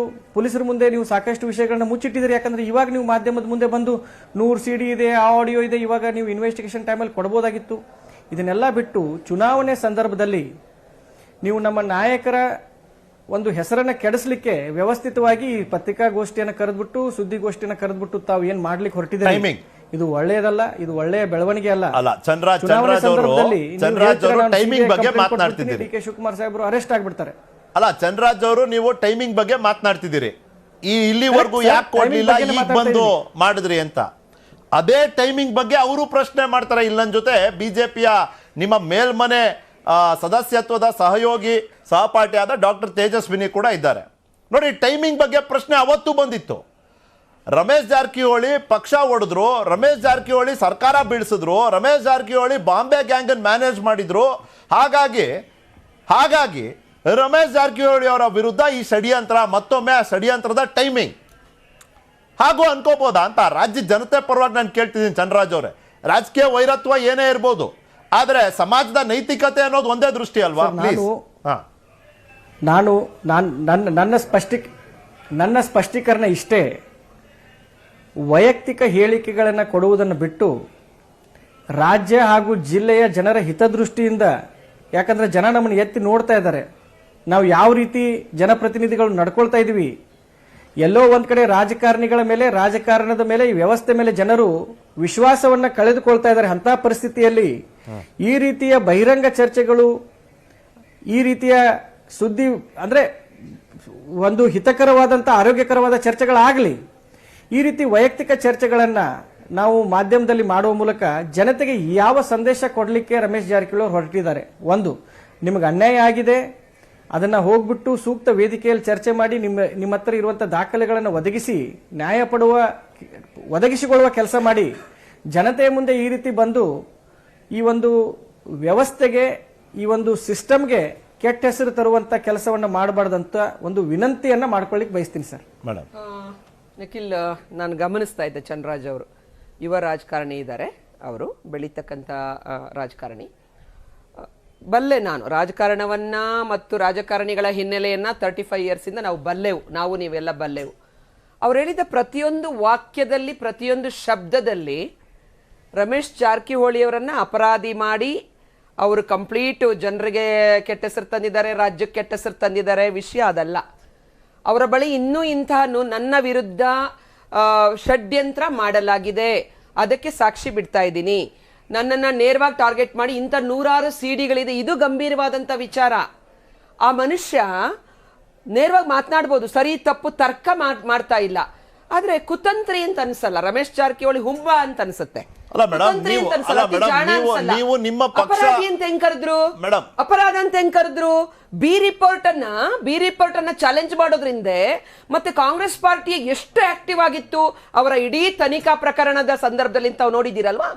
ಎವ್ರಿ ಟೈಮ್ ಅವ್ರನ್ನ ಕರ್ಕೊಂಡು, ಪೊಲೀಸರಿಗೆ ಸಿಕ್ಕಲ್ಲ, ಅವ್ರನ್ನ ಕರ್ಕೊಂಡು ಬಂದು ಕೋರ್ಟ್ ಕಳ್ಸೋ ತನಕ ಪ್ರತಿಯೊಂದು ಕಾಂಗ್ರೆಸ್ನ ಪ್ರತಿಯೊಂದು ಹೆಜ್ಜೆ ಇವತ್ತು ಅನುಮಾನದಿಂದ ನೋಡ್ತಕ್ಕಂಥದ್ದು ಮಾತ್ರವಲ್ಲ, ರಮೇಶ್ ಜಾರಕಿಹೊಳಿ ಅವರಿಗೆ ಬೆಳಗಾವಿನಲ್ಲಿ ಮರ್ಯಾದೆನೂ ಹೋಗಿಲ್ಲ, ಏನೂ ಹೋಗಿಲ್ಲ, ಅವ್ರಿಗಿರ್ತಕ್ಕಂಥ ವರ್ಚಸ್ಸಿದೆ. ಅವರೆಲ್ಲ ಅವ್ರದೇ ಆದ ರೀತಿಯಲ್ಲಿ ಬೆಳೆದು ಬಂದಿರ್ತಕ್ಕಂಥವ್ರು, ಇವರಿಗೂ ನಾಯಕರಾಗಿದ್ದಂಥವ್ರು. ಆಮೇಲೆ ಅವರು ಮತ್ತೆ ನೋಡಿ, ಬಿಜೆಪಿಗೆ ಹೋಗೋದಕ್ಕೆ ಮಾಡೋದಕ್ಕೆ, ಬಿಜೆಪಿಗೆ ಬರೋಕ್ಕಿಂತ ಮುಂಚೆ ಎಲ್ಲ ರಾಜೀನಾಮೆಯನ್ನ ಕೊಟ್ಟು ಕೋರ್ಟು ಕಚೇರಿ ಅಲ್ದು, ಅಪೆಕ್ಸ್ ಕೋರ್ಟ್, ಸುಪ್ರೀಂ ಕೋರ್ಟ್ಗೆ ಹೋಗಿ ಬೇಕಾದಷ್ಟು ವನವಾಸವನ್ನು ಅನುಭವಿಸಿ ಮತ್ತೆ ಬಂದು ಬಿಜೆಪಿ ಟಿಕೆಟ್ ತಗೊಂಡು ನಿಂತು ಗೆದ್ದು ಜನ ಆಲ್ರೆಡಿ ತೀರ್ಪನ್ನ ಕೊಟ್ಟಿದ್ದಾರೆ. ಅದ್ರ ಬಗ್ಗೆ ನಾವು ವ್ಯಾಖ್ಯಾನ ಮಾಡೋದು ಸರಿಯಲ್ಲ. ವಿಷಯ ಇವತ್ತು ನೋಡಿ, ಇವಾಗ ಯಾಕಂದ್ರೆ ನಂಗೆ ಗೊತ್ತಿಲ್ಲ, ಚಂದ್ರರಾಜ್ ಅವರು ಕೂಡ ನನ್ನ ಸಹೋದರನೇ, ಯಾಕಂದ್ರೆ ಮೇಲ್ಮನೆಯಲ್ಲಿ ನನ್ನ ಸಹೋದ್ಯೋಗಿ ಆಗಿದ್ದಾರೆ. ಇವರ ಮೇಲೆ ಗಂಭೀರವಾದ ಆರೋಪ ಮಾಡಿದ್ದಾರೆ ಅವರು. ಈಗ DK ಅವರ ಮೇಲೆ ಪೊಲಿಟಿಕಲ್ ಆರೋಪಗಳನ್ನು ಮಾಡ್ತಾರೆ, ಅವರು ವೈಯಕ್ತಿಕ ಮಟ್ಟಕ್ಕೆ ಅವರಿಬ್ಬರ ನಡುವೆ ಒಂದು ದೂಷಣೆ ಮಾಡ್ತಾ ಇದ್ದಾರೆ. ಇಲ್ಲಿ ಇವರೇ ಸಿಡಿ ಮಾಡಿಸಿದ್ದಾರೆ ಅನ್ನೋದು ಹೇಳ್ತಾ ಇದ್ದಾರೆ. ಇವತ್ತು ಚಂದ್ರರಾಜ್ ಅಂತ ಅವರು ಅಂಥದ್ದನ್ನು ಫೇಸ್ ಮಾಡಬೇಕಾಗಿದೆ, ಅದನ್ನೇ ಹೇಳಬೇಕು. ಇದರಲ್ಲಿ ಎಲ್ಲವೂ ನಾವು ಹೇಳಿದಷ್ಟು ಏನ್ ಸಲೀಸಾಗಿಲ್ಲ. ರಮೇಶ್ ಜಾರಕಿಹೊಳಿ ವಿರುದ್ಧ ಷಡ್ಯಂತ್ರ ಮಾಡಿರೋದು ಇವರ ಒಂದು ಇದನ್ನು ಕೇಳಿದ ಪ್ರತಿಯೊಂದು ಶಬ್ದದಲ್ಲಿ ಮೇಡಮ್, ನೀವು ಹೆಸರು ಉಲ್ಲೇಖಕ್ಕೆ ಯಾರ ಹೆಸರು ಬೇಕಾದ್ರೂ ಉಲ್ಲೇಖ ಮಾಡಬಹುದು. ಇವತ್ತು ರಮೇಶ್ ಜಾರಕಿಹೊಳಿ ಅವರಿಗೆ ನೋವಿದೆ, ಯಾರ್ಯಾರಿಗೆ ಅವ್ರ ಪ್ರಕಾರ ಯಾರ್ಯಾರು ಷಡ್ಯಂತ್ರ ಅವ್ರ ಹೆಸರನ್ನ ಅವ್ರು ಹೇಳ್ತಿದ್ದಾರೆ. ಚಂದ್ರರಾಜ್ ಅವರೇ, ಈಗ ನೋಡಿ, ಇಷ್ಟೆಲ್ಲ ಹೇಳಿದ್ರು ಡಾಕ್ಟರ್ ತೇಜಸ್ವಿನಿ. ಅದರಲ್ಲಿ ಒಂದು ಪ್ರಮುಖ ಅಂಶ, ಆ ಪ್ರಕರಣ ಬೆಳಕಿಗೆ ಬಂದಂತ ಪ್ರಾಥಮಿಕ ದಿನಗಳಲ್ಲಿ ಹೇಗೆ ಕಾಂಗ್ರೆಸ್ಸಿನ ಯುವ ನಾಯಕರು, ಕಾಂಗ್ರೆಸ್ಸಿನ ನಾಯಕರು, ವಕೀಲರ ಘಟಕದ ಸದಸ್ಯರು ಎಲ್ಲರೂ ಹೇಗೆ ಇನ್ವಾಲ್ವ್ ಆಗಿದ್ರು, ಅಲ್ಲಿಗೆ ಕಾಂಗ್ರೆಸ್ಸಿನ ಒಂದು ಪಾತ್ರ ಇದೆ. ಲಕ್ಷ್ಮೀ ಹೆಬ್ಬಾಳ್ಕರ್, DK ಶಿವಕುಮಾರ್, ಚಂದ್ರರಾಜ್ ಅವರು ಅನ್ನೋ ಹೆಸರು ತೆಗೆದು ಮಾತಾಡೋದು ಬೇಡ, ಪಕ್ಷದ ಪಾತ್ರ ಇದೆ ಅಂತ ಡಾಕ್ಟರ್ ತೇಜಸ್ವಿನಿಗೆ ಸಂಶಯ ಬರೋದಕ್ಕೆ ಅಷ್ಟು ಸಾಲದ. ನಿಖಿಲ್, ಅವತ್ತು ಈ ಹೆಸರನ್ನು ಉಲ್ಲೇಖ ಮಾಡಿರ್ಲಿಲ್ಲ. ಇಷ್ಟು ದಿವಸ ಅವರು ಮಹಾನಾಯಕ ಅಂದ್ರು, DK ಅವರ ಹೆಸರು ನೇರವಾಗಿ ತಗೊಂಡಿರ್ಲಿಲ್ಲ, ಲಕ್ಷ್ಮೀ ಅವರ ಹೆಸರು ನೇರವಾಗಿ ತಗೊಂಡಿರ್ಲಿಲ್ಲ, ಅದಾದ್ಮೇಲೆ ತಗೊಂಡಿದ್ದಾರೆ. ಇಲ್ಲ ಮೇಡಮ್, ಚಂದ್ರರಾಜ್ ಅವ್ರು ಮಾತಾಡ್ಬಿಡ್ಲಿ, ಕಡೆ ಮಾತು ಅವ್ರು ಏನ್ ಹೇಳ್ತಾರೆ ಹೇಳಿ, ಅವರು ಹೊರಡ್ಬೇಕಾಗಿತ್ತು. ಅದಕ್ಕೆ ಚಂದ್ರರಾಜ್ ಅವರೇ ಹೇಳ್ಬಿಡಿ.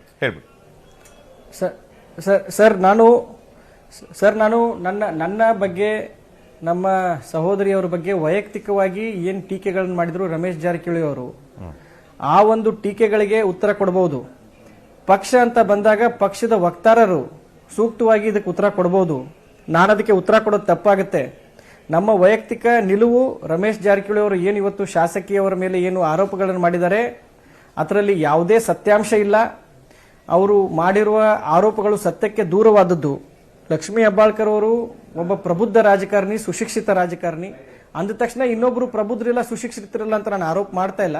ಆದರೆ ಅವರಿಗೆ ಅವರದೇ ಆದಂತ ಒಂದು ಹದ್ದುಬಸ್ತಿ ಗೊತ್ತಿದೆ, ಚೌಕಟ್ಟು ಗೊತ್ತಿದೆ. ತಮ್ಮ ಚೌಕಟ್ಟಿನಲ್ಲಿ ರಾಜಕಾರಣ ಮಾಡುವಂತ ಒಬ್ಬ ರಾಜಕಾರಣಿ, ಜಿಲ್ಲೆ ರಾಜ್ಯದ ಬಗ್ಗೆ ಒಳ್ಳೆಯ ಕನಸುಗಳನ್ನ, ಭವಿಷ್ಯವನ್ನ ಕಟ್ಕೊಂಡು ಈ ರಾಜ್ಯದ ಜನರ ಸೇವೆ ಮಾಡ್ಲಿಕ್ಕೆ ಅವ್ರು ರಾಜಕಾರಣ ಮಾಡ್ತಾ ಇದ್ದಾರೆ. ಯಾವುದೇ ರೀತಿಯ ಕೀಳುಮಟ್ಟದ ರಾಜಕಾರಣ ಅವ್ರು ಮಾಡಿಲ್ಲ, ಹಿಂದೆನೂ ಮಾಡಿಲ್ಲ, ಮುಂದೆನೂ ಮಾಡಿಲ್ಲ. ಯಾವುದೇ ಷಡ್ಯಂತ್ರ ಇಲ್ಲ. ನೀವು ನಮ್ಮ ಮೇಲೆ ಮಾಡಿದಂತ ವೈಯಕ್ತಿಕ ಆರೋಪಗಳಿಗೆ ಈಗಾಗಲೇ ನಾನು ವಿಸ್ತಾರವಾಗಿ ಮಾಧ್ಯಮಗೋಷ್ಠಿಯಲ್ಲಿ ನಾನು ಸ್ಪಷ್ಟೀಕರಣ ಕೊಟ್ಟಿದ್ದೀನಿ. ನೀವು ಏನಾದ್ರೂ ದಾಖಲೆಗಳನ್ನು ಒದಗಿಸಿದರೆ ಆ ದಾಖಲೆಗಳಿಗೆ ಉತ್ತರವನ್ನು ಕೊಡ್ತೀನಿ ಅಂತ ನಾನು ಹೇಳಿದ್ದೀನಿ. ಪಕ್ಷದ ವಿಷಯ ಬಂದಾಗ ಪಕ್ಷದ ವಕ್ತಾರರು ಅದಕ್ಕೆ ಉತ್ತರ ಕೊಡ್ತಾರೆ, ಪಕ್ಷದ ರಾಜ್ಯಾಧ್ಯಕ್ಷರು ಉತ್ತರ ಕೊಡ್ತಾರೆ, ನಮ್ಮ ವರ್ಕಿಂಗ್ ಪ್ರೆಸಿಡೆಂಟ್ಸ್ ಉತ್ತರ ಕೊಡ್ತಾರೆ.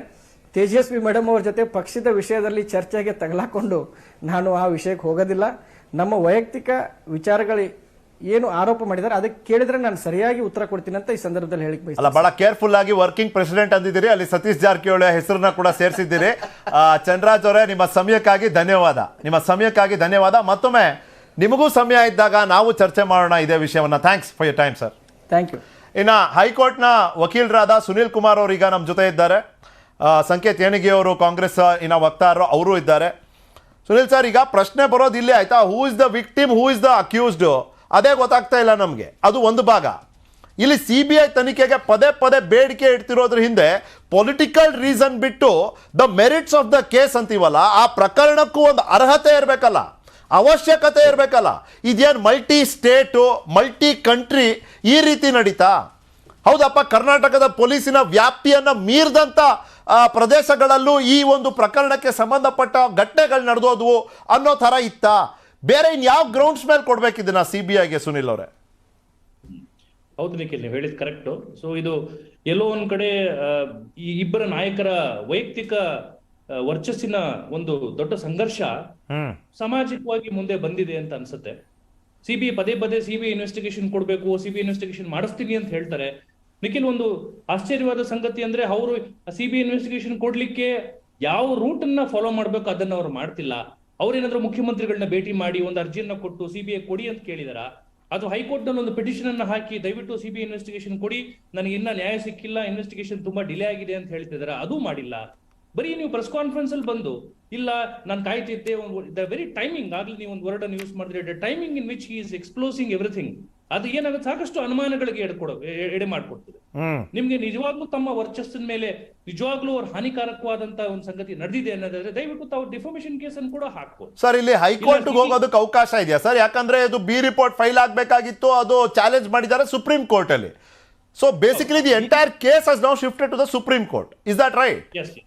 Yes, correct, Nikhil, correct. Entire case has shifted to Supreme Court as far as B report is concerned. B report ಯಾವ ಕೇಸಲ್ಲಿ B report ಫೈಲ್ ಮಾಡಿದ್ದಾರೆ ಅಂದ್ರೆ, ಇವ್ರ ಮೇಲೆ ಮಾಡಿದಂತ ಸೆಕ್ಷುವಲ್ ಅಸಾಲ್ಟ್ ಅಲಿಗೇಷನ್ ಇದೆಯಲ್ಲ, ಆ ಕೇಸಲ್ಲಿ B report ಫೈಲ್ ಆಗಿದೆ Nikhil. But as far as this case, ಇವರೊಂದು ಕೇಸನ್ನ ಕೊಡ್ತಾರಲ್ಲ ಎಕ್ಸ್ಟಾರ್ಷನ್, ಅದ್ರ ಬಗ್ಗೆ ಎಲ್ಲೂ ಕೂಡ ಇನ್ನ ಫೈನಲ್ ರಿಪೋರ್ಟ್ ಇನ್ನ ಫೈಲ್ ಆಗಿಲ್ಲ.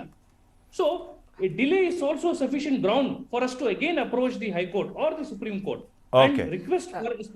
ಅಲ್ಲ, ಸಂಕೇತ್ ಏನಿಗೆ ಅವರೇ, ನೋಡಿ, ಡಿಫೆಮೇಷನ್ ಅಂದಾಗ ನನಗೆ ನೆನಪಾಗುತ್ತೆ, ನಿಮ್ಮ ಪಕ್ಷದ ಎಷ್ಟೋ ಜನ ನಾಯಕರ ಬಗ್ಗೆ ರಾಜಾರೋಷವಾಗಿ ಹೆಸರು ತೆಗೆದು ಆರೋಪವನ್ನ ಮಾಡ್ತಿದ್ದಾರೆ ರಮೇಶ್ ಜಾರಕಿಹೊಳಿ ಅವರು, including the state president KPCC mister DK Shivakumar. In fact ಇವತ್ತು ಮಾತಾಡ್ಬೇಕಾದ್ರೂ ಮಿಸ್ಟರ್ DK ಶಿವಕುಮಾರ್ ಅಂತ ಹೇಳ್ಕೊಂಡೆ ಶುರು ಮಾಡಿದಂಥವ್ರು ರಮೇಶ್ ಜಾರಕಿಹೊಳಿ ಅವರು. ಯಾಕೆ ಪಕ್ಷದಿಂದ ಆಸ್ ಅ ಕೌಂಟರ್ ಮೆಷರ್ ಒಂದು defamation case? If you are so convinced about your non culpability, ಅಂದ್ರೆ ನಿಮ್ಮ ಪಾತ್ರನೇ ಇಲ್ಲ ಅನ್ನೋದಾದ್ರೆ ಈ ರೀತಿ ರಾಜಾರೋಷವಾಗಿ ಹೇಳ್ತಿರೋದನ್ನ ಕಡಿವಾಣ ಹಾಕ್ಬೋದಲ್ಲ ಸಂಕೇತ್ ಏಣಿಗೆ ಅವರೇ? ಈ ನಿಟ್ಟಿನಲ್ಲಿ ಈಗಾಗಲೇ ನಮ್ಮಲ್ಲಿ ಚರ್ಚೆ ಆಗಿದೆ. ಓಕೆ, ನಮ್ಮ ಅಧ್ಯಕ್ಷರು ಈಗಾಗಲೇ ಜಮ್ಮು ಅಂಡ್ ಕಾಶ್ಮೀರದಲ್ಲಿ ಇದ್ದಾರೆ. ಭಾರತ್ ಜೋಡೋ ಇವತ್ತು ಅಂತಿಮ ದಿನ ಅಂತ ಹೇಳಿ ಫ್ಲಾಗ್ ಹೋಸ್ಟಿಂಗ್ ಇದೆ. ಅವ್ರು ಬಂದ ನಂತರ ಇದಕ್ಕೆ ಸೂಕ್ತ ಚಾಲನೆಯನ್ನು ನೀಡಲಾಗ್ತದೆ. ಇದು ಒಂದು. ಕಾನೂನಾತ್ಮಕವಾಗಿ ಅತಿ ಕಠಿಣವಾದ ಏನೇನು ಮಾಡಕ್ ಸಾಧ್ಯತೆ ಅದನ್ನೆಲ್ಲಾನು ಮಾಡೋದಕ್ಕೆ ನಾವು ತಯಾರಾಗಿದ್ದೀವಿ. ಯಾಕಂದ್ರೆ ಒಬ್ಬೊಬ್ಬರ ಮರ್ಯಾದೆ ಅವ್ರ ಜೊತೆಗೆ ಆಟ ಆಡ್ತಾ ಇರೋದು ಏನ್ ವಿಚಾರ ಇದೆ ಅದು ಗಂಭೀರವಾಗಿ ತೆಗೆದುಕೊಂಡಿರುವಂತದ್ದು. ಇದರ ಬಗ್ಗೆ ಕಾನೂನು ಕ್ರಮ ತೊಗೊಳೋದಕ್ಕೆ ಏನ್ ಬೇಕು ಎಲ್ಲಾನು ನಾವು ತಯಾರು ಮಾಡ್ಕೊಳ್ತಾ ಇದ್ದೇವೆ. ಇದು ಒಂದು. ಮತ್ತೆ ಎರಡನೇದ್ದು ಒಂದು ವಿಶೇಷವಾದ ಒಂದು ವಿಚಾರ ಹೇಳ್ತೇನೆ ಇಲ್ಲಿ. ಏನಾಗಿದೆ, ಈ ಗೀತಾದೇವಿ ಶಾ ಅನ್ನೋರು ಒಂದು PIL ಫೈಲ್ ಮಾಡ್ತಾರೆ ಹೈಕೋರ್ಟ್ ನಲ್ಲಿ. ಈ ಪ್ರಕರಣಗಳನ್ನು CBI ತನಿಖೆ ಕೊಡಬೇಕು, SIT ತನಿಖೆ ನಡೀತಾ ಇರೋದು ಸರಿಯಲ್ಲ, ತನಿಖೆ ಅದರಲ್ಲಿ ಸೂಕ್ತವಾಗಿ ನಡೀತಾ ಇಲ್ಲ, ಫೇರ್ ಅಂಡ್ ಫ್ರೀ ಇನ್ವೆಸ್ಟಿಗೇಷನ್ ಇಲ್ಲ, SIT ಕಾನ್ಸ್ಟಿಟ್ಯೂಟ್ ಮಾಡಿರೋದೇ ಜಾರಕಿಹೊಳಿ ಅವರ ಅನತಿ ಮೇರೆಗೆ ಅಂತ ಹೇಳ್ಬಿಟ್ಟು ಆ ಕೇಸ್ನಲ್ಲಿ CBIಗೆ ಕೊಡೋದು ಬೇಡ ಅಂತ ಹೇಳಿ ಆಕ್ಷೇಪಣೆ ಅರ್ಜಿ ಸಲ್ಲಿಸಿದ್ದಾರೆ ಜಾರಕಿಹೊಳಿ ಅವರು. ಇದೇ ಜಾರಕಿಹೊಳಿ ಅವರು SIT ಮೇಲೆ ಅವತ್ತಿನ ದಿನ ತಮ್ಮ ನಂಬಿಕೆಯನ್ನ ವ್ಯಕ್ತಪಡಿಸಿ, ವಿಶ್ವಾಸ ವ್ಯಕ್ತಪಡಿಸಿ CBI ಬೇಡ ಅಂತ ಹೇಳಿದವರು ಇವತ್ತು CBIನೇ ಬೇಕು ಅಥವಾ SIT ಪ್ರಯೋಜನಕ್ಕಿಲ್ಲ ಅಥವಾ ಕೇಂದ್ರ ರಾಜ್ಯ ಸರ್ಕಾರ ಉಪಯೋಗಕ್ಕಿಲ್ಲ ಅಥವಾ ಕೋರ್ಟ್ ದ್ರಲ್ಲಿ ಇದ್ರ ಬಗ್ಗೆ ತೀರ್ಮಾನ ಆಗ್ತಿಲ್ಲ ಅಂತಂದ್ರೆ ಇವರು ಕೋರ್ಟು ಮತ್ತು ಕಾನೂನು ಹಾಗೂ ರಾಜ್ಯ ಸರ್ಕಾರದ ಜೊತೆಗೆ ಹುಡುಗಾಟ ಆಡ್ತಾ ಇದ್ದಾರೆ ಅಂತ ಅನ್ಸುತ್ತೆ, ಗಂಭೀರವಾಗಿ ನಡ್ಕೊಂತ ಇಲ್ಲ ಅಂತ. ಯಾಕೆ ಅಂತಂದ್ರೆ ಒಂದೊಂದ್ ಟೈಮಿಂಗಿಗೆ ಒಂದೊಂದ್ ತರ ಸ್ಟ್ಯಾಂಡ್ ತಗೊಂತಾರೆ ಇವರು. He is not very particular about his stand. ಮೊದಲನೇ ದಿನ ಮತ್ತೊಂದು ಹೇಳ್ತಾರೆ ನಾನು ಆ ವಿಡಿಯೋದಲ್ಲಿ ಇಲ್ಲ ಅಂತ, ಮತ್ತೊಂದ್ ದಿನ ಹೇಳ್ತಾರೆ ನಾನೇ ಆ ವಿಡಿಯೋದಲ್ಲಿ ಇರೋದು ಅಂತ, ಆ ನಂತರ ಇದು ಷಡ್ಯಂತ್ರ ಅಂತ ಹೇಳ್ತಾರೆ, ಇದು ಪರಸ್ಪರ ಒಪ್ಪಿಗೆಯಿಂದ ಆಗಿರೋದು ಅಂತ ಮತ್ತೊಂದ್ ದಿನ ಹೇಳ್ತಾರೆ. ಹಿಂಗೆ ಅವ್ರದ್ದು ಒಟ್ ಕನ್ಸಿಸ್ಟೆನ್ಸಿ ಇಲ್ಲ. There is no uniformity and consistency in his own stand. ಹಾಗಿದ್ದಾಗ ಅವರ ಆರೋಪಗಳಿಗೆ ಜಾಸ್ತಿ ಮಹತ್ವ ಕೊಡೋದು ಅವಶ್ಯಕತೆ ಇಲ್ಲ. ಯಾಕಂದ್ರೆ ಅವರ ಈ ಬ್ಯಾಕ್ಗ್ರೌಂಡ್ ಆಫ್ ಇವೆಂಟ್ಸ್ ಏನಿದೆ ಇದನ್ನೆಲ್ಲ ನೋಡಿದ್ರೆ, ಕ್ರೊನಾಲಜಿ ಆಫ್ ಇವೆಂಟ್ಸ್, ಆ ಇನ್ಸಿಡೆಂಟ್ ಆದಾಗಿನಿಂದ ಇದನ್ನ ನೋಡ್ತಾ ಹೋದ್ರೆ ಯಾವುದೂ ಕೂಡ ಅವರು ಸೀಮಿತವಾಗಿ ನಡ್ಕೊಂಡು ಬಂದಿದ್ದಿಲ್ಲ, ಕನ್ಸಿಸ್ಟೆಂಟ್ ಆಗಿಲ್ಲ, ಕಾಂಟ್ರಡಿಕ್ಟರಿ ಸ್ಟೇಟ್ಮೆಂಟ್. ಒಮ್ಮೆ ಮತ್ತೊಂದು ಹೇಳ್ತಾರೆ, ಮತ್ತೊಂದ್ ತರ ಹೇಳ್ತಾರೆ, ಮತ್ ಪ್ರತಿ ಸಲ ಕೇಳಿದಾಗ ನಾನು ಎಲ್ಲಿ ಕೊಡ್ಬೇಕು ಅಲ್ಲಿ ಕೊಡ್ತೀನಿ ಅಂತಾರೆ. ಇನ್ನೂವರೆಗೆ SIT ಮುಂದೆ ಕೊಡದೇ ಇದ್ದಾರೆ, ಇನ್ಯಾರಿಗೆ ಕೊಡ್ತಾರೆ ಇವರು? ಕೋರ್ಟ್ಗೂ ಕೊಡ್ಲಿಲ್ಲ, SITಗೂ ಕೊಡ್ಲಿಲ್ಲ, ಇದು CBI ಅಂತ ಹೇಳ್ತಾರೆ. CBI ಸಾಧ್ಯವಿಲ್ಲ, ಕೋರ್ಟ್ ನಲ್ಲಿ ಪೆಂಡಿಂಗ್ ಇದೆ. ಅಂದ್ರೆ ಇದು ಸುಮ್ನೆ ದಾರಿ ತಪ್ಪಿಸೋದಕ್ಕೆ ಒಂದು ಪ್ರಯತ್ನ ಮಾಡ್ತಾ ಇರೋ ತರ ಕಾಣ್ತದೆ. ಎರಡನೇ ಪ್ರಶ್ನೆ, ಅಲ್ಲ ನಿಮಗ್ ಗೊತ್ತಿದೆ ಅವತ್ ಕೊಡ್ಲಿಲ್ಲ, ಇವತ್ ಯಾಕೆ ಕೊಡ್ತಿದ್ದಾರೆ ಅಂದ್ರೆ as a well established lawyer yourself, as a successful lawyer yourself Sanket Tenagi ಅವರೇ, ನಿಮಗ್ ಗೊತ್ತಿದೆ ಈ ದೇಶದಲ್ಲಿ ಕೆಲವು ಪ್ರಕರಣಗಳಲ್ಲಿ ಮರ್ಡರ್ ಆಗಿ ಹೂತೋಗಿರುವಂತ ಹೆಣವನ್ನ ಕೂಡ ಹೊರಗೆ ತೆಗೆದು ಪೋಸ್ಟ್ ಮಾರ್ಟಮ್ ಮಾಡಿ ತನಿಖೆ ಮಾಡಿರುವಂತದ್ದಿದೆ. ಅಲ್ಲಿಗೆ we don't have to say ಅವತ್ ಯಾಕೆ ಕೊಡ್ಲಿಲ್ಲ, ಇವತ್ ಯಾಕೆ ಕೊಡಿದ್ರೆ, ಅವತ್ ಅವ್ರ ಕೈಯಲ್ಲಿ ಇರ್ಲಿಲ್ಲ ಅಂತಾನು ನಾವು ಭಾವಿಸ್ಬೋದಾ ಡಾಕ್ಟರ್ ತೇಜಸ್ವಿನಿ? ಎರಡು ಮೂರು ಅಂಶಗಳು. ಈ ಜಾಣತನ, ನ್ಯಾಯ ಕೇಳೋದಕ್ಕೆ ಜಾಣ್ಮೆ ಒಂದೇ ಬೇಕಾಗಲ್ಲ. ಆಯಾ ಕಾಲಕ್ಕೆ ಅವರು ಸಂಕೇತ್ ಅವರು ಎರಡು ವಿಚಾರಗಳನ್ನು ಹೇಳಿದ್ರು. ಬಿ ರಿಪೋರ್ಟ್ ಆಗಿರ್ತಕ್ಕಂಥದ್ದು ಸೆಕ್ಷುವಲ್ ಹರಾಸ್ಮೆಂಟ್ ಕೇಸಲ್ಲಿ ಆಗಿದೆ ಅಂತಕ್ಕಂಥದ್ದನ್ನ, ಅದು ಕೋರ್ಟ್ ಡೊಮೇನಲ್ಲಿ ಇದೆ, ಅದು ಏನಾಗುತ್ತೆ ನಾವು ನೋಡೋಣ. ಎರಡನೇದು, ಅವ್ರಿಗೆ ಇವತ್ತು ಫ್ರೀಡಮ್ ಆಫ್ ಎಕ್ಸ್ಪ್ರೆಷನ್ ಇದೆ. ಹೌದು, ಅವ್ರು ಇನ್ನೂ ಆಕ್ಟಿವ್ ಪಾಲಿಟಿಕ್ಸಲ್ಲಿ ಇರ್ತಕ್ಕಂಥವ್ರು, ಇನ್ನೂ ಭವಿಷ್ಯ ಇದೆ. ಅವರ ತೇಜೋವಧಿಯನ್ನು ನೀವು ಹಿಂಗೆ ಕಂಟಿನ್ಯೂ ಮಾಡಿದ್ರೆ. ಮತ್ತೆ ಮೂರನೇ ಅಂಶ ನಿಖಿಲ್, ಕಾಂಗ್ರೆಸ್ ಪಾರ್ಟಿ ಎಲ್ಲ ಸಂದರ್ಭಗಳಲ್ಲೂ ಆಕ್ಟಿವ್ ಇನ್ವಾಲ್ವ್ ಆಗಿದೆ ಅನ್ನೋದಕ್ಕೆ ಇವತ್ತು ರಾಜ್ಯದ ಜನರ ಎದುರುಗಡೆ ಅದು ಬಟ್ಟ ಬಯಲಾಗಿದೆ. ಅದರಲ್ಲಿ ಯಾವ ಅನುಮಾನ ನಮ್ಗುಳಿದಿಲ್ಲ. ಹಾಗಾಗಿ ಇವತ್ತು ಅವರಿಗೆ ನ್ಯಾಯ ಸಾಧನೆ ಮಾಡ್ಕೊಳ್ಳೋದಕ್ಕೆ ಯಾವ್ಯಾವ ದಾರಿ ತೋರಿಸುತ್ತೋ, ಒಬ್ಬ ವ್ಯಕ್ತಿಯಾಗಿ, ಒಬ್ಬ ಜನಪ್ರತಿನಿಧಿಯಾಗಿ ಅವ್ರಿಗೆ ಅವಕಾಶ ಇದೆ. ಅವರ ಲಾಯರ್ಸ್ ಇದ್ದಾರೆ ಅದನ್ನ ಅಡ್ವೈಸ್ ಮಾಡೋದಕ್ಕೆ. ಅವರು ಸ್ಟೇಟ್ಮೆಂಟ್ ಅದು ಕೊಟ್ಟರು ಇದು ಕೊಟ್ಟರು, ಕೋರ್ಟಲ್ಲಿ ಏನು ನಿಲ್ಲುತ್ತೆ ಅದು ಮಾತ್ರ ನಮ್ಮ ಮುಂದೆ ಹೇಳಿದ್ದೆ ಯಾವುದು ಲೆಕ್ಕಕ್ಕೆ ಬರೋದಿಲ್ಲ. ಸೊ ಬೇಕಾದ ಕಡೆ ಅವ್ರು ಕೊಡ್ತಾರೆ. ಅಲ್ಲ, ಇವಾಗ ಒಂದ್ ನಿಮಿಷ ನೀವು ಹೇಳ್ಬಿಡಿ, ಮುಗಿಸ್ಬಿಡಿ ನೀವು. ಸುನೀಲ್ ಅವ್ರಿಗೊಂದು ಪ್ರಶ್ನೆ. ಓಕೆ, ಅದಕ್ಕೆ ಈಗ ರಮೇಶ್ ಜಾರಕಿಹೊಳಿ ಅವರದು ಮೊದಲು ಹೇಳಿರಲಿಲ್ಲ. ಅವರು ಇವತ್ತು ಅವರು ಸ್ಥಾನಮಾನ ಕಳ್ಕೊಂಡಿದ್ದಾರೆ, ಪಕ್ಷದಲ್ಲಿ ಒಂದು ಅಮೂಲ್ಯವಾದಂಥ ಸಚಿವ ಸ್ಥಾನ ಕಳ್ಕೊಂಡಿದ್ದಾರೆ, ನೋವಿದೆ. ಅವರು ಕೊನೆ ತನಕನೂ ನ್ಯಾಯ ಸಾಧನೆ ಮಾಡ್ಕೋಬೇಕು. ಅವ್ರ ಕುಟುಂಬಕ್ಕೊಂದು ಗೌರವ ಇದೆ, ಅವ್ರಿಗೊಂದು ಗೌರವ ಇದೆ, ಅವ್ರು ನಂಬಿದಂಥ ಲಕ್ಷಾಂತರ ಫಾಲೋಯರ್ಸ್ ಅವ್ರಿಗೂ ಇದ್ದಾರೆ. ಆದ್ರಿಂದ ಹೇಗೆ ಕಾಂಗ್ರೆಸ್ ಪಾರ್ಟಿಗೆ DK ಶಿವಕುಮಾರ್ ಅವ್ರಿಗೆ ಮರ್ಯಾದೆ ಮುಖ್ಯನೋ, ರಮೇಶ್ ಜಾರಕಿಹೊಳಿಗೂ ಮರ್ಯಾದೆ ಮುಖ್ಯ.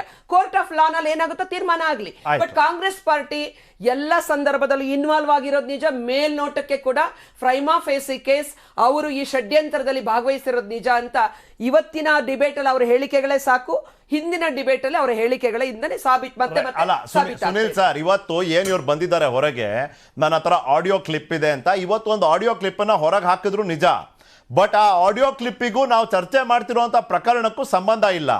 ಅದ್ರ ಜೊತೆಗೆ ಅವ್ರು ಹೇಳಿದ್ದಾರೆ ಇದು ಒಂದೇ ಅಲ್ಲ, ನನ್ನ ಹತ್ರ ಇನ್ನೂ ಸಾಕಷ್ಟಿದೆ. ಅವರೇ ಹೇಳಿದ್ದಾರೆ ರಮೇಶ್ ಜಾರಕಿಹೊಳಿನ ಮುಗಿಸ್ತೀನಿ ಅನ್ನೋ ಮಾತನ್ನ DK ಶಿವಕುಮಾರ್ ಅವರು ಹೇಳಿದ್ದಾರೆ. ಆ ಆಡಿಯೋ ಕ್ಲಿಪ್ ಕೂಡ ನನ್ನ ಬಳಿ ಇದೆ ಅಂತ ರಮೇಶ್ ಜಾರಕಿಹೊಳಿ ಅವರು ಹೇಳ್ಕೊಂಡಿದ್ದಾರೆ. ಈಗ is it too late to consider this as evidence? ಈ proof audio clips and proof documents ಏನಿದೆ, ಇದನ್ನ ಯಾರ ಮುಂದೆ ಸಬ್ಮಿಟ್ ಮಾಡೋದು, ಇದರ ಪ್ರಭಾವ ಮತ್ತೆ ಇದರ ಪಾತ್ರ ಈ ತನಿಖೆ ಮತ್ತೆ ಈ ಪ್ರಕರಣದಲ್ಲಿ ಏನಾಗಿದೆ? ನಿಖಿಲ್ ನೋಡಿ, it is not to late.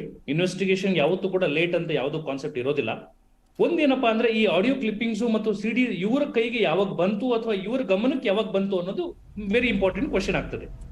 Let us hope that ಇವ್ರಿಗೆ ಈಗ ವೆರಿ ರೀಸೆಂಟ್ಲಿ ಅಥವಾ ಒಂದು 3-4 ತಿಂಗಳ ಮುಂಚೆ ಸ್ವಲ್ಪ ಮಾಹಿತಿ ಬಂದಿದೆ ಅಂದಾಗ ಅದನ್ನ SIT ಗಮನಕ್ಕೆ ಇವ್ರು ತರಬಹುದು, ಅಥವಾ ಸುಪ್ರೀಂ ಕೋರ್ಟ್ ಅಲ್ಲಿ ಪಿಟಿಷನ್ ಪೆಂಡಿಂಗ್ ಇದೆ, ಅಲ್ಲೊಂದು ಅಪ್ಲಿಕೇಶನ್ ಅನ್ನ ಹಾಕಿ ಫರ್ದರ್ ಇನ್ವೆಸ್ಟಿಗೇಷನ್ ಮಾಡ್ಲಿಕ್ಕೆ ಇಷ್ಟೊಂದು ಗ್ರೌಂಡ್ಸ್ ಇದೆ. ಅನೇಕ ಸಿಡಿಗಳೆಲ್ಲ ನನ್ನ ಗಣನೆಗೆ ಬಂದಿದೆ. ಅದ್ರಲ್ಲಿ ಇವ್ರ ಪಾತ್ರನ ಹೆಚ್ಚಾಗಿ ಪಾತ್ರ ಕಾಣ್ತಾ ಇದೆ. ಈಗ 2 ವರ್ಷ ಆದ್ಮೇಲೂ ಕೂಡ ನನ್ನ ತೇಜೋದಯ ಆಗಿದೆ, ನನಗೆ ಇನ್ನೂ ನ್ಯಾಯ ಸಿಕ್ಕಿಲ್ಲ. ಹಾಗಾಗಿ ದಯವಿಟ್ಟು ತಾವು ತ್ವರಿತವಾಗಿ ವಿಲೇವಾರಿ ಮಾಡಿ ಅಥವಾ ಒಂದು ನ್ಯೂಟ್ರಲ್ ಇನ್ವೆಸ್ಟಿಗೇಷನ್ ಆದ್ರೂ ಕೊಡಿ, ಅಥವಾ ನಮ್ಮ SITಗೆನೆ ಇನ್ವೆಸ್ಟಿಗೇಷನ್ ಕಂಪ್ಲೀಟ್ ಮಾಡ್ಲಿಕ್ಕೆ ತಾವು ಅಥಾರಿಟಿ ಕೊಡಿ ಅಂತ ಹೇಳಿ ಕೇಳ್ಬೋದು. ಇನ್ನು ಇದೆ, it is not to late also Nikhil.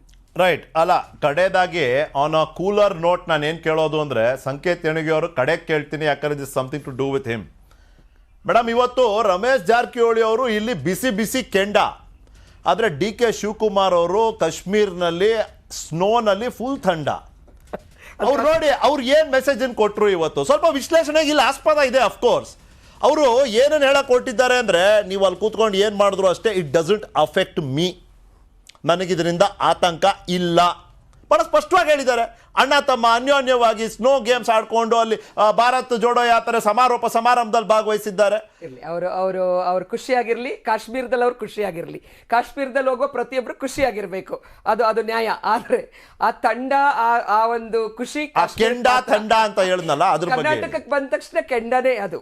ಯಾಕಂದ್ರೆ ಈ ಘಟನೆ ಎಲ್ಲ ಇರೋದು ಇದರ ಇಂಪ್ಯಾಕ್ಟ್ ಆಗ್ತಕ್ಕಂಥದ್ದು ಕರ್ನಾಟಕದಲ್ಲಿ. ಅವರಲ್ಲಿ ಏನೇ ಹೇಳಿದ್ರು ಕೂಡ ಇದರ ಒಂದು ಇಂಪ್ಯಾಕ್ಟ್ ಎಲ್ಲಾ ರೀತಿಯಲ್ಲೂ ಅನ್ವಯ ಆಗುತ್ತೆ ನಿಖಿಲ್, ನಾವು ಕಂಡ ಹಾಗೆ. ಬಟ್ ಇರ್ಲಿ, ಈಗ ಗಂಭೀರ ಆರೋಪ ಮಾಡಿದ್ದಾರೆ, ಅವ್ರನ್ನವ್ರು ಡಿಫೆಂಡ್ ಮಾಡಲಿ. ಬಟ್ ನ್ಯಾಯದ ಒಂದು ಸಂಶೋಧನೆಯಲ್ಲಿ ಎಲ್ಲವೂ ಈಚೆ ಬರುತ್ತೆ. ಬಟ್ ಇವರು ಪಟ್ಟಿಡುವಂತ ಜಿದ್ದು ರಮೇಶ್ ಜಾರಕಿಹೊಳಿ ಬಿಡೋರಲ್ಲ. ಅವರು ಮೇಡಮ್, ಈ ಪಟ್ಟಿಂದ ನಿಮ್ಮ ಪಕ್ಷದಲ್ಲೇ ಕೆಲವ್ರಿಗೆ ಆತಂಕ ಇದೆಯಾ ಅಂತ? ಯಾಕಂದ್ರೆ ಸರ್ಕಾರ ಇವಾಗ ಕೊಡಕ್ಕಾಗಲ್ಲ ಅಂತ ನಾಣಯ್ಯ ಅವರು ಅವ್ರ ಅನುಭವದಲ್ಲಿ ಅವ್ರು ಹೇಳಿದ್ದಾರೆ, ಸರ್ಕಾರದ ಕೈಯಲ್ಲಿ ಇಲ್ಲ ಇದು, ಈಗ ಏನಿದ್ರು ಸುಪ್ರೀಂ ಕೋರ್ಟ್ ಅಂತ. ನಾನು ಹೇಳೋದು ಇಂಡೈರೆಕ್ಟ್ ಆಗಿ ನೋಡಿ, ಯಾವುದೇ ಸರ್ಕಾರ ಇರಲಿ, ಕೆಲವು ಶಕ್ತಿಗಳು ಅಲ್ಲ, ನಿಮ್ಮ ಪಕ್ಷದವರೇ ಕೆಲವರು ಇದ್ದಾರೆ ಅಂತ, ನಿಮ್ಮ ಪಕ್ಷದವರೇ ಕೆಲವರು ಇದ್ದಾರೆ ಅಂತ ಆ ಆತಂಕ ಇದೆಯಾ ಅಂತ. ನಿಖಿಲ್, ನಾನು ಈ ಡಿಬೇಟ್ಗೆ ಬಂದು ನಿಮ್ಮ ಮುಂದೆ ಕೂತಿದ್ದೀನಿ ಅಂತ ಹೇಳಿದ್ರೆ ಇದು ವೈಯಕ್ತಿಕ ಅಲ್ಲ. For us is our MLA, is our leader, ಆ ಭಾಗದ ಪ್ರಮುಖ ಲೀಡರು, ನಮ್ಮ ಪಕ್ಷದ ಲಕ್ಷಾಂತರ ಕಾರ್ಯಕರ್ತರ ಜನಪ್ರಿಯ ನಾಯಕರಿದ್ದಾರೆ. ನಾವು ಹೇಳೋದು ನ್ಯಾಯ, ಆರೋಪಗಳು ಆಪಾದನೆಗಳು ನ್ಯಾಯಾಲಯದ ಒಂದು ಕಟಕಟೆಯಲ್ಲಿ ಏನ್ ಬೇಕಾದ್ರೂ ನಡೀಲಿ. ಅವರನ್ನು ಸುಧಾರಣೆ ಮಾಡ್ಬೇಕಾದ್ರೆ ನಾವು ಅವ್ರು ತಪ್ಪು ಮಾಡಿದ್ರೆ ಸುಧಾರಿಸಕ್ಕೆ BJP ನಾಯಕರಿದ್ದಾರೆ, ಬೇರೆ ಯಾರು ಅಲ್ಲ. ಬಟ್ ಕಾಂಗ್ರೆಸ್ ಅವ್ರ ವಿರುದ್ಧ ಮಾಡಿರ್ತಕ್ಕಂಥ ಷಡ್ಯಂತ್ರ ಇವತ್ತು ದಿನೇ ದಿನೇ ಸಾಬೀತಾಗ್ತಾ ಇದೆ. But he's fighting his case. Okay, quick word Sanket Henige ಅವರೇ, ಕ್ಷಮಿಸಿ.